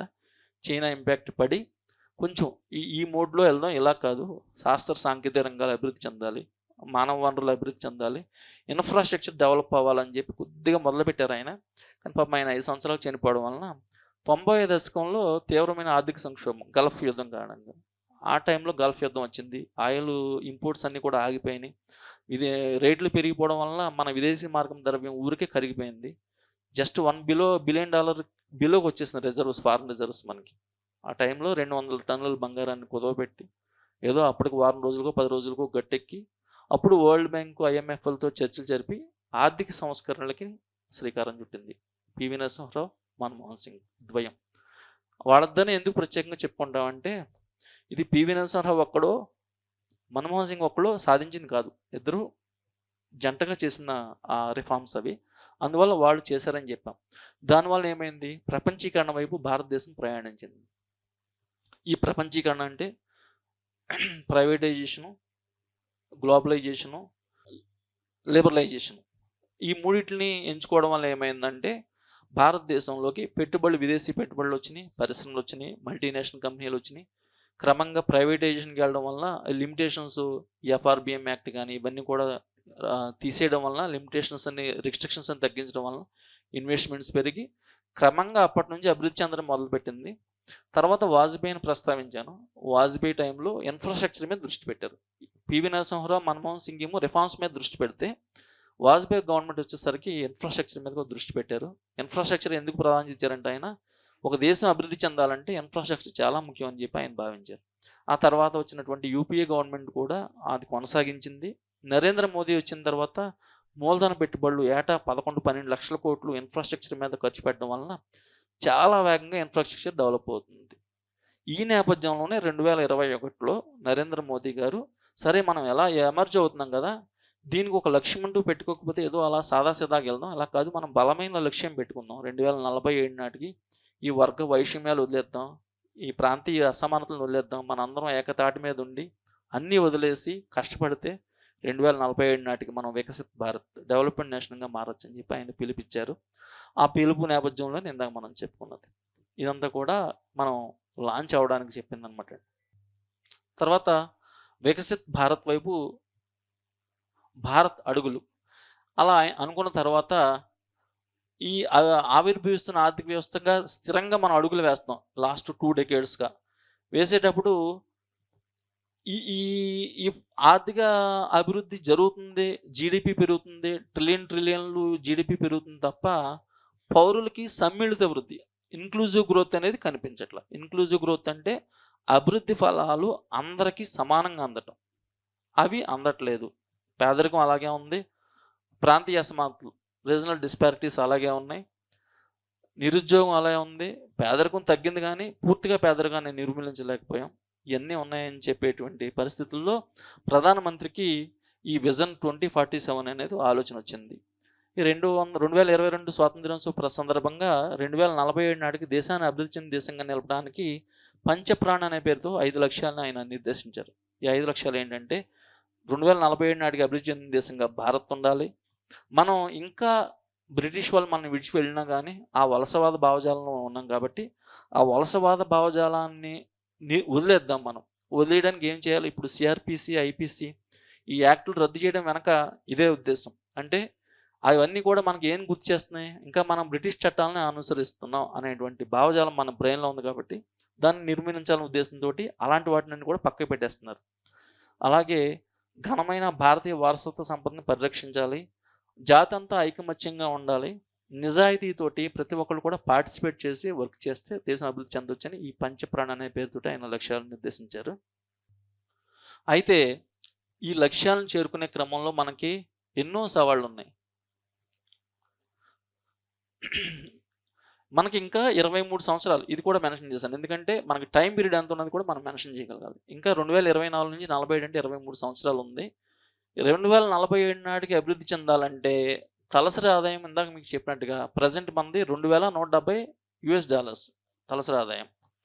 మనం అభివృద్ధి చెందిన దేశంగా మారాలంటే $13,205 స్థాయికి చేరుకోవాలి. అంటే సుమారుగా 6 టైమ్స్ మనం ఇంప్రూవ్ చేసుకోవాలి తలసరి ఆదాయం. అంటే జీడిపి కూడా ప్రజెంట్ ఉన్నటువంటి $4 లక్షల ట్రిలియన్ 24 లక్షల ట్రిలియన్ చేర్చాలి, 6 రెట్లు పెంచాలి. అట్ ది సేమ్ టైం జనాభా పెంచకుండా కంట్రోల్ చేయగలగాలి, లేకపోతే తలసరి ఆదాయం మళ్ళీ తగ్గిపోతుంది కదా. మీకు జీడిపి 24 లక్షల ట్రిలియన్ డాలర్లున్న జనాభా 160-170 కోట్లకి వెళ్ళింది అనుకోండి, మళ్ళీ అండర్ డెవలప్డ్ నేషన్. కాబట్టి జనాభా కంట్రోల్ చేయాలి, at the same time GDP పెంచుకోవాలి. కాబట్టి ఇవన్నీ సవాళ్ళు ఉన్నాయి. దీనికోసం సాలీనా 9-10% అంటే సాలీనా అంటే సంవత్సరం, అది వర్డ్ టెర్మినాలజీ బాగుందని సాలీనా అని పెట్టాను. అది రెగ్యులర్గా వాడే పదమే, ఏమన్నా ఇబ్బందిగా ఉంటే సంవత్సరానికి కానీ పెట్టుకోండి. మీరు సంవత్సరానికి 9-10% స్థిరమైన వృద్ధి రేటును సాధించాలి. అలాగే ఈ రాజకీయ ఉద్రిక్తలు ఇందాక నేను చెప్పినట్టుగా వరల్డ్ వైడ్ ఈ పొలిటికల్ ఇవి ఉన్నాయి ప్రజెంట్, రష్యా ఉక్రెయిన్ వార్ కానీ, పశ్చిమాసియా సమస్య కానీ, అలాగే మన చుట్టూ ఉన్న బంగ్లాదేశ్లో సమస్యలు, శ్రీలంకలో సమస్యలు, పాకిస్తాన్లో అస్థిరత, ఆఫ్ఘనిస్తాన్లో అస్థిరత, చుట్టుపక్కల దేశాలన్నీ అస్థిరంగానే ఉన్నాయి, వరల్డ్ వైడ్ అస్థిరత ఉంది. ఈ నేపథ్యం అలాగే కోవిడ్ తదనంతరటువంటి రికవరీ అనేది చాలా తక్కువ ఉంది. కోవిడ్ తర్వాత రికవరీ ఉంది కానీ పూర్తి స్థాయిలో రికవరీ రాలేదు. ఇవన్నీ పరిస్థితుల్లో ఇదంతా కూడా సాధించడం కష్టసాధ్యమని చెప్తూనే మనం ఏం చేస్తే ఈ కష్టాలను అధిగమించవచ్చు అని చెప్పి నేను ఒక కేస్ స్టడీ సింగపూర్ ఆదర్శం అని హెడ్డింగ్ పెట్టి చెప్పా. 60-70 దశకాల్లో సింగపూర్కి స్వాతంత్రం వచ్చింది. స్వాతంత్రం ఇచ్చారు కానీ వాళ్ళు వద్దనుకున్నారు. చాలా స్ట్రేంజ్ విషయం ఇది. లీ క్వాన్ యూ అని స్వాతంత్ర ఉద్యమ నేత, ఆ టైంలో ఆయన జాతిని లీడ్ చేసే పెద్ద నాయకుడు. ఆయన ఏమన్నాడంటే మలేషియా వాళ్ళతోటి, మేము మీ దేశంతో కలిసిపోతాం, మాకు స్వాతంత్రం వద్దని చెప్పి మలేషియాని రిక్వెస్ట్ చేశాడు. కానీ మలేషియా వాళ్ళు, మీరు వద్దు బాబు, మీరు గుదిబండ, మాకు మీరు అవసరం లేదు మాకు అని చెప్పి వాళ్ళు తప్పించుకున్నారు. కానీ ఈ లీ క్వాన్ యూ ఆయన జాతిపిత అంటారు, సింగపూర్ జాతిపిత. ఆయన నేతృత్వంలో 2 దశాబ్దాలు 80వ దశకం వచ్చేసరికి టాప్ మోస్ట్ కంట్రీగా సింగపూర్ మారింది. కేవలం జాతి అంతా ఐక్యమైంది. అక్కడ కష్టపడ్డారు, కసిగా పనిచేశారు. ఈవెన్ జపాన్లో కూడా అంతే. 45లో హిరోషిమా నాగసాకి మీద దాడి చేసినప్పుడు 50 దశకం వచ్చేసరికి వాళ్ళు పూర్తిగా దాన్ని అంతా పక్కన పెట్టేసి బాగా అభివృద్ధి జరిగింది ఈ విషయంలో. అలాంటి ఆదర్శాలు 2-3 కేస్ స్టడీస్ రాయొచ్చు మనం. మీకు ఏది నచ్చితే అది రాసుకోవచ్చు. జపాన్ కేస్ స్టడీ రాసుకోవచ్చు, సింగపూర్ కేస్ స్టడీ రాసుకోవచ్చు. ఈవెన్ జర్మనీ కూడా మొదటి ప్రపంచ యుద్ధంలో పూర్తిగా ధ్వంసమైన దేశం అది. రెండవ ప్రపంచ యుద్ధంలో కూడా పూర్తిగా ధ్వంసమైన దేశం జర్మనీ కూడా. అయినప్పటికీ కూడా వాళ్ళు పట్టు వదలకుండా జాతంతా ఐక్యంగా కష్టపడి అభివృద్ధి చెందారు. అలాగే మనకున్న ఛాన్సెస్లో ఇది కసి, జాతిని ఐక్యం చేయడానికి కసి. అలాగే యువ జనాభా అందిపుచ్చుకుంటే అద్భుతం అని రాసా. యువ జనాభా భారతదేశంలో సగటు వయసు 28.2 సంవత్సరాలు. కానీ నైపుణ్యం లేదు. భారత్ బలహీనత, ఈ నైపుణ్యం ఏమనేది భారత్ బలహీనత. విద్యా విధానంలో సమూలమైన మార్పులు వస్తే కనుక పాఠశాల స్థాయి నుంచే ఇప్పుడు మీకు డెవలప్డ్ నేషన్స్లో తీసుకుంటే మనలాగా 10+2+3 ప్యాటర్న్ అనేది ఉండదండి. అక్కడ ఏంటంటే 8th క్లాస్ నుంచే కామన్ సబ్జెక్ట్స్ ఉండవండి. ఇంకా కామన్ సబ్జెక్ట్స్ లేకుండా మినిమం వాడు బాగా చదివేవాడు అయితే కనుక నెక్స్ట్ కొన్ని సబ్జెక్టులు ఉంటాయి. నాకు ఈ చదవద్దు, నేను ఒక దాంట్లో స్కిల్ నేర్చుకుంటానంటే ఏదో ఒక సబ్జెక్ట్ మీద వాళ్ళకి స్కిల్ నేర్పి వాళ్ళకి 12th క్లాస్ దాకా నామినల్ సబ్జెక్ట్స్ ఉంచి స్కిల్ మీద ఏదో దాని మీద ప్రాక్టీస్ చేస్తారు. అందువల్ల వాళ్ళు 12th క్లాస్ నుంచి బయటకు రాగానే ఏదో ఒక స్కిల్ ఉంటుంది వాళ్ళ దగ్గర, ఇమీడియట్గా ఎంప్లాయ్మెంట్ ఉంటుంది. అలాంటి అంటే యాజ్ ఇట్ ఈస్ ఇదని కాకపోయినా ఇలాంటి విధానం ఇప్పుడు నూతన విద్యా విధానం 2020లో ఇలాంటి ప్రొవిజన్స్ పెట్టారు మనకి. అలాంటి విధానం అమలు చేసి మార్పు చేస్తే కనుక ప్రతి ఒక్కరికి ఉపాధి అవకాశంతో పాటు మానవ వనరులు సరఫరా చేసేటువంటి ఎప్పుడైతే మనకి ప్రపంచవ్యాప్తంగా అత్యధికమైన మానవ వనరులు ఉన్నాయి మనకి.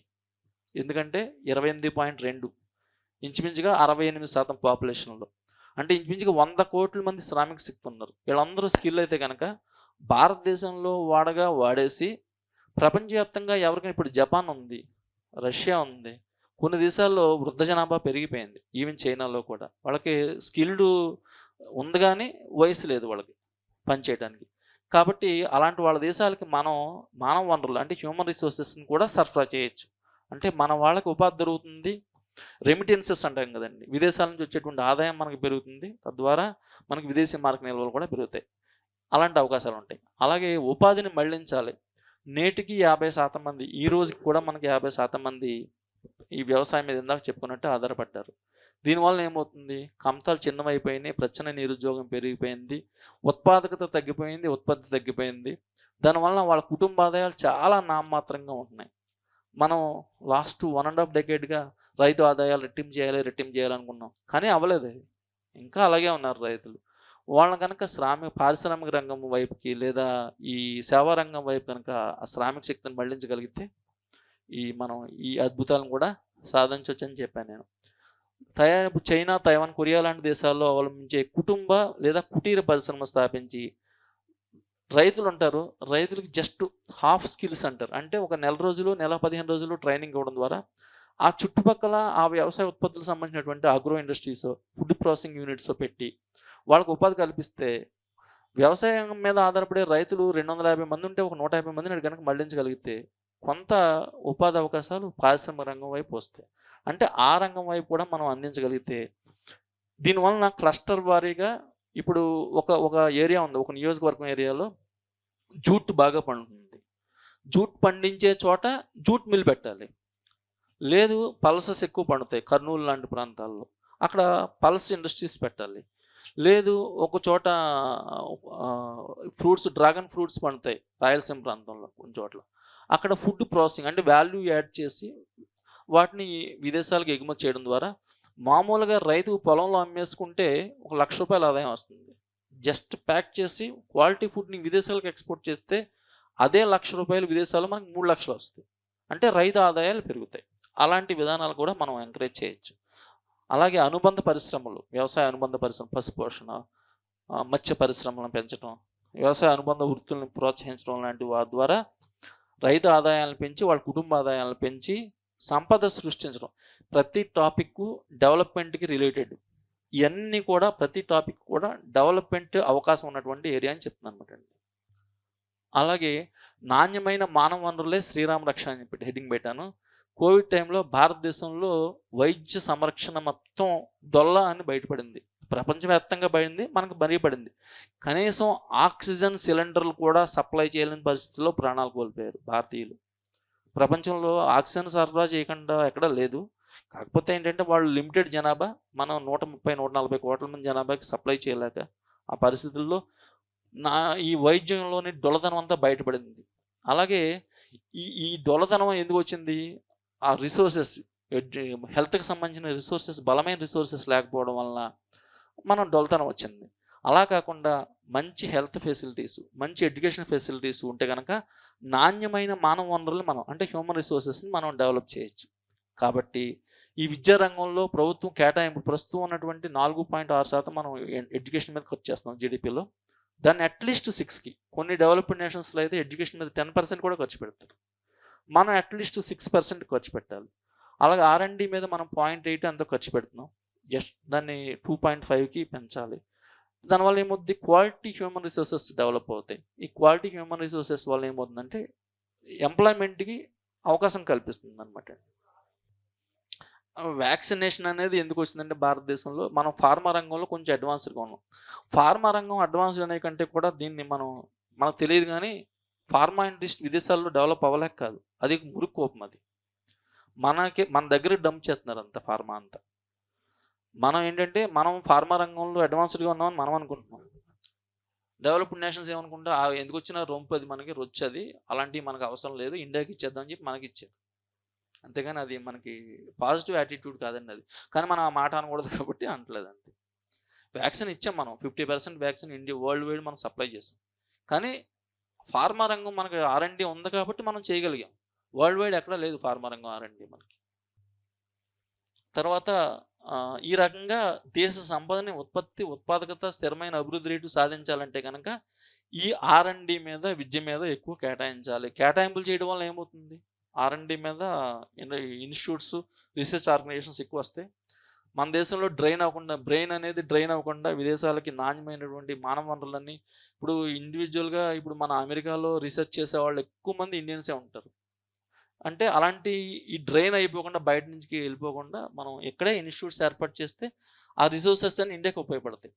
అలాగే సహజ వనరుల సద్వినియోగం, దేశంలో జల వనరులు ఉన్నాయి, భూ వనరులు ఉన్నాయి, బాగా విస్తృతంగా ఉన్నాయి. భారతదేశంలో దాదాపు కొన్ని వేల క్యూసిక్లు, టీఎంసీల వాటర్ సముద్రంలో వృధాగా కలిసిపోతుంది, కేవలం నదుల అనుసంధానం లేక.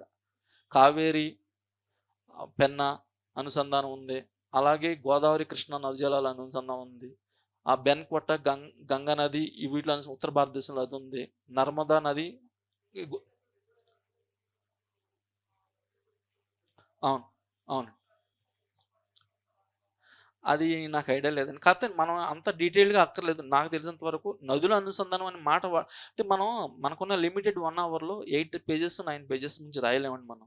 9 పేజెస్ 8 పేజెస్లో అన్నెసరీ డేటా డంపింగ్. అది మనం 2023-24 బడ్జెట్లో ఎంత కేటాయించారు కాబట్టి బెట్ట నదులను అనుసంధానం చేయొచ్చు, అక్కడ 3 లక్షల ఎకరాలు దీంట్లోకి సాగులోకి తీసుకురావచ్చు, ఇదంతా అన్నెసరీ డేటా అక్కడ మనకి. మీకు తెలుసా లేదని అడగడు అక్కడ, మీకు తెలిసిందని ఎలా చేయగలుగుతున్నారో లేదని చూస్తాడు అంతే. చేయొచ్చు ప్రభుత్వం ఇప్పటిదాకా తీసుకొచ్చిన స్కీమ్స్. కానీ నేను అనేది ఏమంటున్నానంటే, ఆలోచన నరేంద్ర మోదీ గారికి 23-22లో వచ్చింది. ఈ 2 సంవత్సరాల్లో ఏం స్కీమ్స్ వచ్చినాయండి వికసిత్ భారతదేశం? ప్రజెంట్ ఉన్న స్కీమ్స్ అన్నీ నేషన్ డెవలప్ చేయడానికి ఉన్న స్కీమ్సే. వికసిత్ భారత్ పాయింట్ ఆఫ్ వ్యూలో ఏమైనా వచ్చిందా స్కీము? అందువల్లే నేను దాన్ని టచ్ చేయలేదు అక్కడ. కాకపోతే పెట్టచ్చు, make in India, made in India, స్టార్టప్లు, లేదంటే ఖచ్చితంగా అవుతాయి. అంటే ప్రభుత్వం ఇనిషియేషన్స్ అన్ని కూడా మనం మెన్షన్ చేయొచ్చు ఒక పారాగ్రాఫ్లో. ఈ స్కీమ్స్ ద్వారా వీటిని అటైన్ చేయడానికి, లేదా యూత్కి ఎంప్లాయ్మెంట్ జనరేట్ చేయడానికి ఉపయోగపడుతున్నాయి, ఎన్ని స్కీమ్స్ బాగా చేస్తుంది గవర్నమెంట్ అని చెప్పొచ్చు. కానీ అవును, అవును, అవును, ఖచ్చితంగా. అవును, అవును, ఖచ్చితంగా. మనం పేర్లు చెప్పకుండా కుటీర పరిశ్రమలను ప్రోత్సహించాలని చెప్పాం మనం. మీరేం చెప్తున్నారంటే దానికోసం ఉన్న స్కీమ్ చెప్తున్నారు. దానికోసం ఉన్న స్కీమ్ చెప్తున్నారు. మేబీ మెన్షన్ చేయొచ్చు అక్కడ, ప్రాబ్లం లేదు. ఓకే, కుటీర పరిశ్రమ అని చెప్పాను కదా ఇందాక మీకు. చైనాలో ఉన్నట్టుగా కుటీర పరిశ్రమల్ని, లేదా కుటుంబ లేదా కుటీర ఏదైనా ఒకటే, ఒక ఫ్యామిలీలో ఉత్పత్తి అయితే దాన్ని కుటీర పరిశ్రమ అంటారు. ఉదాహరణకు భారతదేశం చైనాని మోడల్‌గా తీసుకొని విశ్వకర్మ అనేటువంటి స్కీమ్‌ని అమలులోకి తీసుకొచ్చింది. దీని ద్వారా ప్రెజెంట్ భారతదేశంలో ఈ కుటీర పరిశ్రమలు పెరుగుతున్నాయి అని చెప్పి లింక్ చేయొచ్చు అక్కడ. అంటే కంటెంట్ పెరిగిపోతుందని నేను తగ్గించాను అంతేనండి. మెన్షన్ చేయండి, తప్పేం లేదు. అలాగే ఇప్పుడు జలవనరులు ఎలా సద్వినియోగం చేసుకోవాలి? మెయిన్ నదుల అనుసంధానం అండి. నదుల అనుసంధానం ద్వారా ఇప్పుడు రాయలసీమ ఉంది. రాయలసీమలో కృష్ణా జలాలు అంత సఫిషియెంట్‌గా వెళ్ళట్ల. కానీ గోదావరి జలాలు సుమారుగా సంవత్సరానికి 2000 టీఎంసీలు సముద్రంలో వృధాగా కలిసిపోతున్నాయి. ఈ 2000 టీఎంసీలు అట్‌లీస్ట్ ఒక 500 టీఎంసీలు కనుక రాయలసీమకు మళ్లించగలిగితే, లేదా తెలంగాణ, హైదరాబాద్‌కి వాటర్ తీసుకురాగలిగితే ఇక్కడ సస్యశ్యామలం అవుద్ది, రాయలసీమ సస్యశ్యామలం అవుద్ది. వేస్ట్‌గా పోయే వృధాలన్నింటినీ కూడా ఆపొచ్చు. కాబట్టి నదుల అనుసంధానం అనేది, అలాగే ఉన్న నీటిని కూడా డైరెక్ట్‌గా పొలంలోకి అవసరమైనంత మేరకు కాకుండా ఎక్సెస్ వాటర్ ఫ్లో చేసినా అంతే పడుతుంది. ఒక్కోసారి తగ్గొచ్చు కూడా. అలా కాకుండా బిందు, తుంపర సేద్యాలు లాంటి సైంటిఫిక్ మెథడ్స్, శాస్త్రీయమైన మెథడ్స్ ఉపయోగిస్తే జలవనరులు బాగా సద్వినియోగం అవుతాయని చెప్పాం. అలాగే సుస్థిర సమగ్ర వ్యవసాయ పద్ధతులు అంటే ఆర్గానిక్ ఫార్మింగ్ లాంటివి. అంటే ఇప్పుడు మనం ఇనార్గానిక్ ఫార్మ్స్ ఇవి వాడుతామండి, ఫెర్టిలైజర్స్, కెమికల్ ఫెర్టిలైజర్స్ వాడటం వల్ల ఏమవుతుంది? లాభం జరగడం కంటే భూవనరులు కలుషితం అయిపోయి నష్టం ఎక్కువ జరుగుతుంది. పొల్యూషన్ అవుతుంది. భూవనరులంతా కూడా కలుషితం అయిపోతున్నాయి. ప్రొడక్ట్ అంటే వచ్చే ఆహార ఉత్పత్తులు కూడా కలుషితం అయిపోతున్నాయి. దీనివలన ప్రజల ఆరోగ్యం చెడిపోతుంది. దీనివల్ల నాణ్యమైన మానవ వనరులు ఉత్పత్తి అవ్వట్ల. అంటే ఒకదానికొకటి ఇంటర్లింక్ అనమాట. సుస్థిర మరియు స్థిరమైనటువంటి సమగ్ర వ్యవసాయ పద్ధతులు అనేవి పాటించడం వల్ల ఏమవుతుందంటే, ఫస్ట్ ప్రొడక్ట్ ఉత్పత్తి పెంచొచ్చు, ప్రొడక్టివిటీ ఉత్పాదకత పెంచొచ్చు.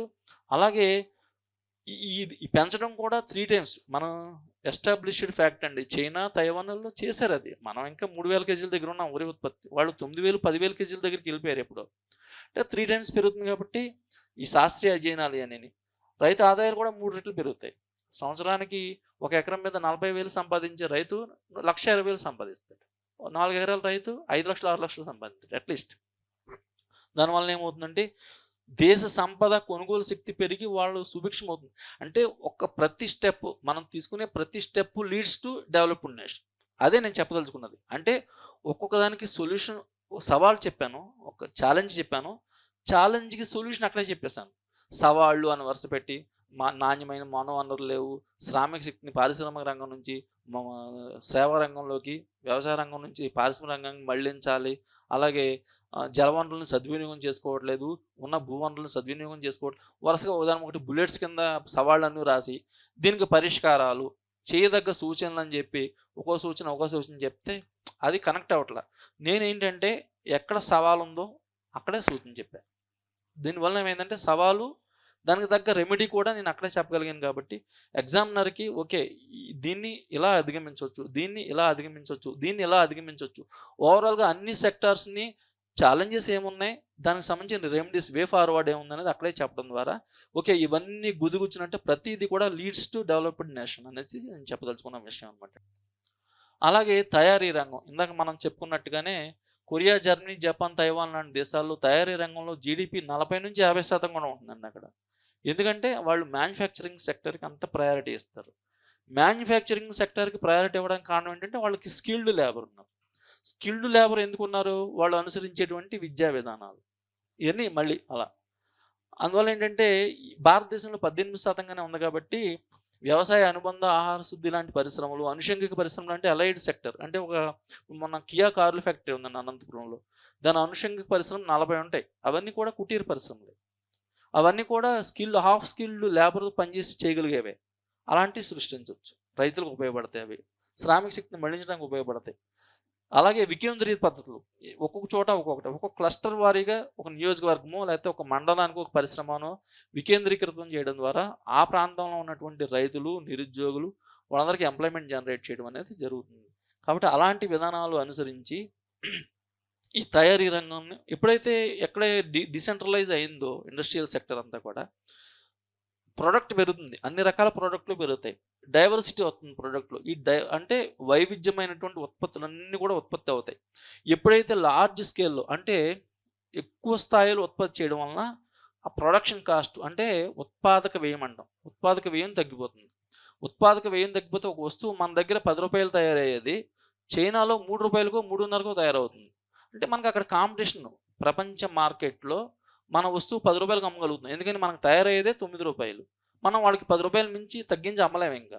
కానీ చైనాలో 2.5కో 3.5కో తయారవుతుంది.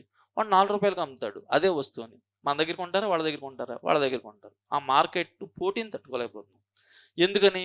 లిమిటెడ్‌గా ఉత్పత్తి చేయడం వలన.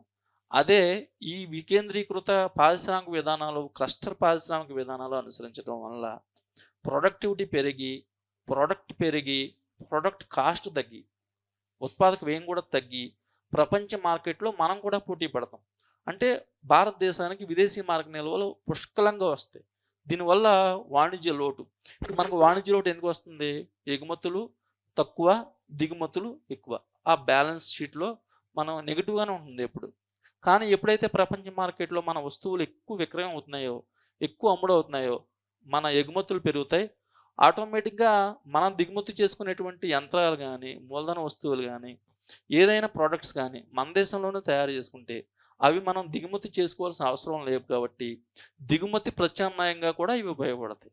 ఎగుమతులు పెరుగుతాయి, దిగుమతులు తగ్గిపోతాయి. ఆటోమేటిక్‌గా బ్యాలెన్స్ షీట్ పాజిటివ్‌గా మారుతుంది. దీనివల్ల మళ్ళీ సేమ్ మూలధనం పెరుగుతుంది. పెరిగిన మూలధనం మళ్ళీ ఏం చేస్తాం మనం? మౌలిక వస్తువుల మీదో, పరిశ్రమలు స్థాపించడం మీదో, లేకపోతే విద్యా ప్రమాణాలు పెంచడం మీదో, వైద్య ప్రమాణాలు పెంచడం మీదో మనం దృష్టి పెడతాం. ఆటోమేటిక్‌గా జీవన ప్రమాణాలు పెరుగుతాయి. ఆదాయాలు పెరుగుతాయి. మళ్ళీ డెవలప్డ్ నేషన్. ఆవు కథలా అనమాట అండి ఇదంతా. అలాగే సుస్థిర ఇంధన ప్రణాళిక. ఒక దేశం ఏదైనా డెవలప్ అవ్వాలంటే ఈ ఎనర్జీ డ్రైవెన్ డెవలప్మెంట్ అంటాం మనం. ఎనర్జీ సెక్టర్ బాగా డెవలప్ అయిన నేషన్ ఎప్పుడైనా డెవలప్ అవుద్ది. ఇప్పుడు సౌదీ అరేబియా ఉంది.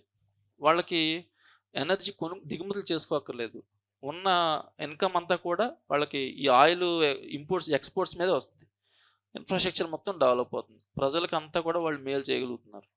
అంటే ఎనర్జీ సెక్టర్. అలాగే ఎనర్జీ సెక్టర్ ఎక్కువ అవకాశాలు ఉన్న చోట ఇండస్ట్రీస్‌కి పవర్ జనరేషను ఈజీ అవుతుంది. అందువల్ల ఏంటంటే వాళ్ళకి ప్రొడక్షన్ కాస్ట్ తగ్గిపోతుంది. అందువల్ల మళ్ళీ సేమ్ అదే వస్తువుని వాళ్ళు మార్కెట్‌లో తక్కువ రేటుకి ఛాలెంజింగ్‌గా అమ్మగలుగుతారు. అంటే energy is directly proportional to development అనమాట. అంటే ఎనర్జీ సెక్టార్‌లో సుస్థిరమైన దేశం ఉన్న దేశం డెవలప్‌మెంట్ కూడా అంతే గ్రోత్ ఉంటుందన్నమాట.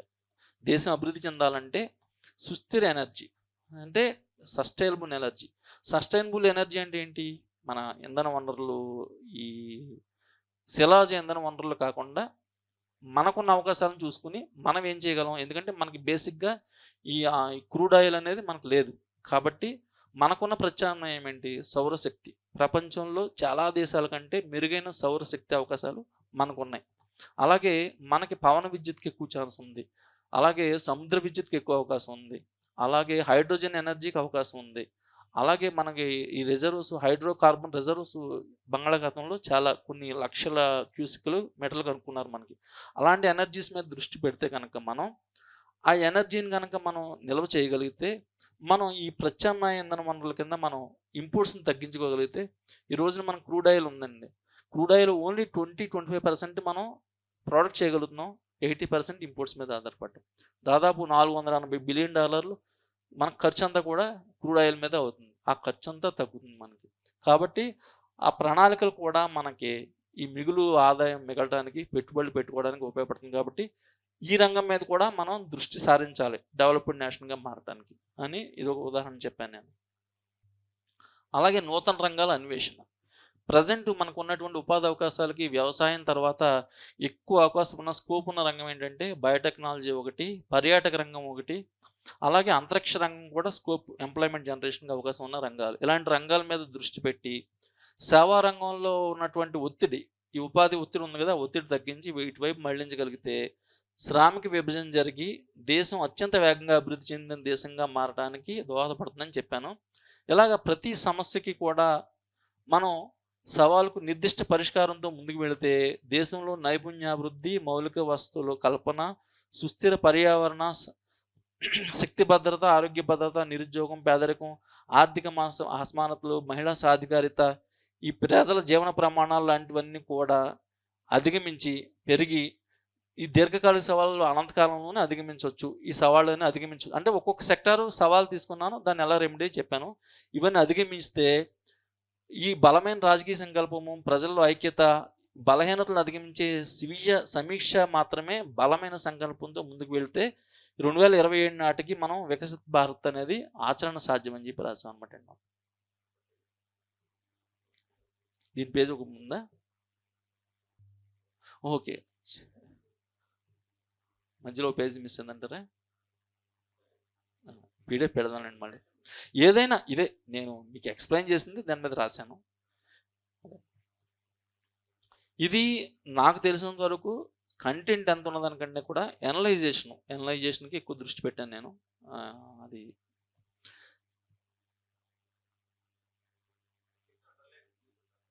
గీయొద్దండి అండర్లైన్, వద్దండి అండర్లైన్లు సింబల్స్ పెట్టొద్దు అంటారు కదా, నాకు తెలిసైతే లేదు మరి అలాగే పెట్ట. ఇవి ఏంటంటే బోల్డ్గా పెట్టండి కొద్దిగా, ఈ రెట్ల కంటే బోల్డ్గా ఉంటే తెలిసిపోద్ది ఆటోమేటిక్గా. పెట్టొద్దు, పెట్టుకోమన్నాడు అంటారా? ఏపీపీఎస్సీలో అయితే అండర్లైన్ చేయొద్దు అన్నాడు, స్ట్రిక్ట్గా చెప్పాడు ఏపీపీఎస్సీ అయితే.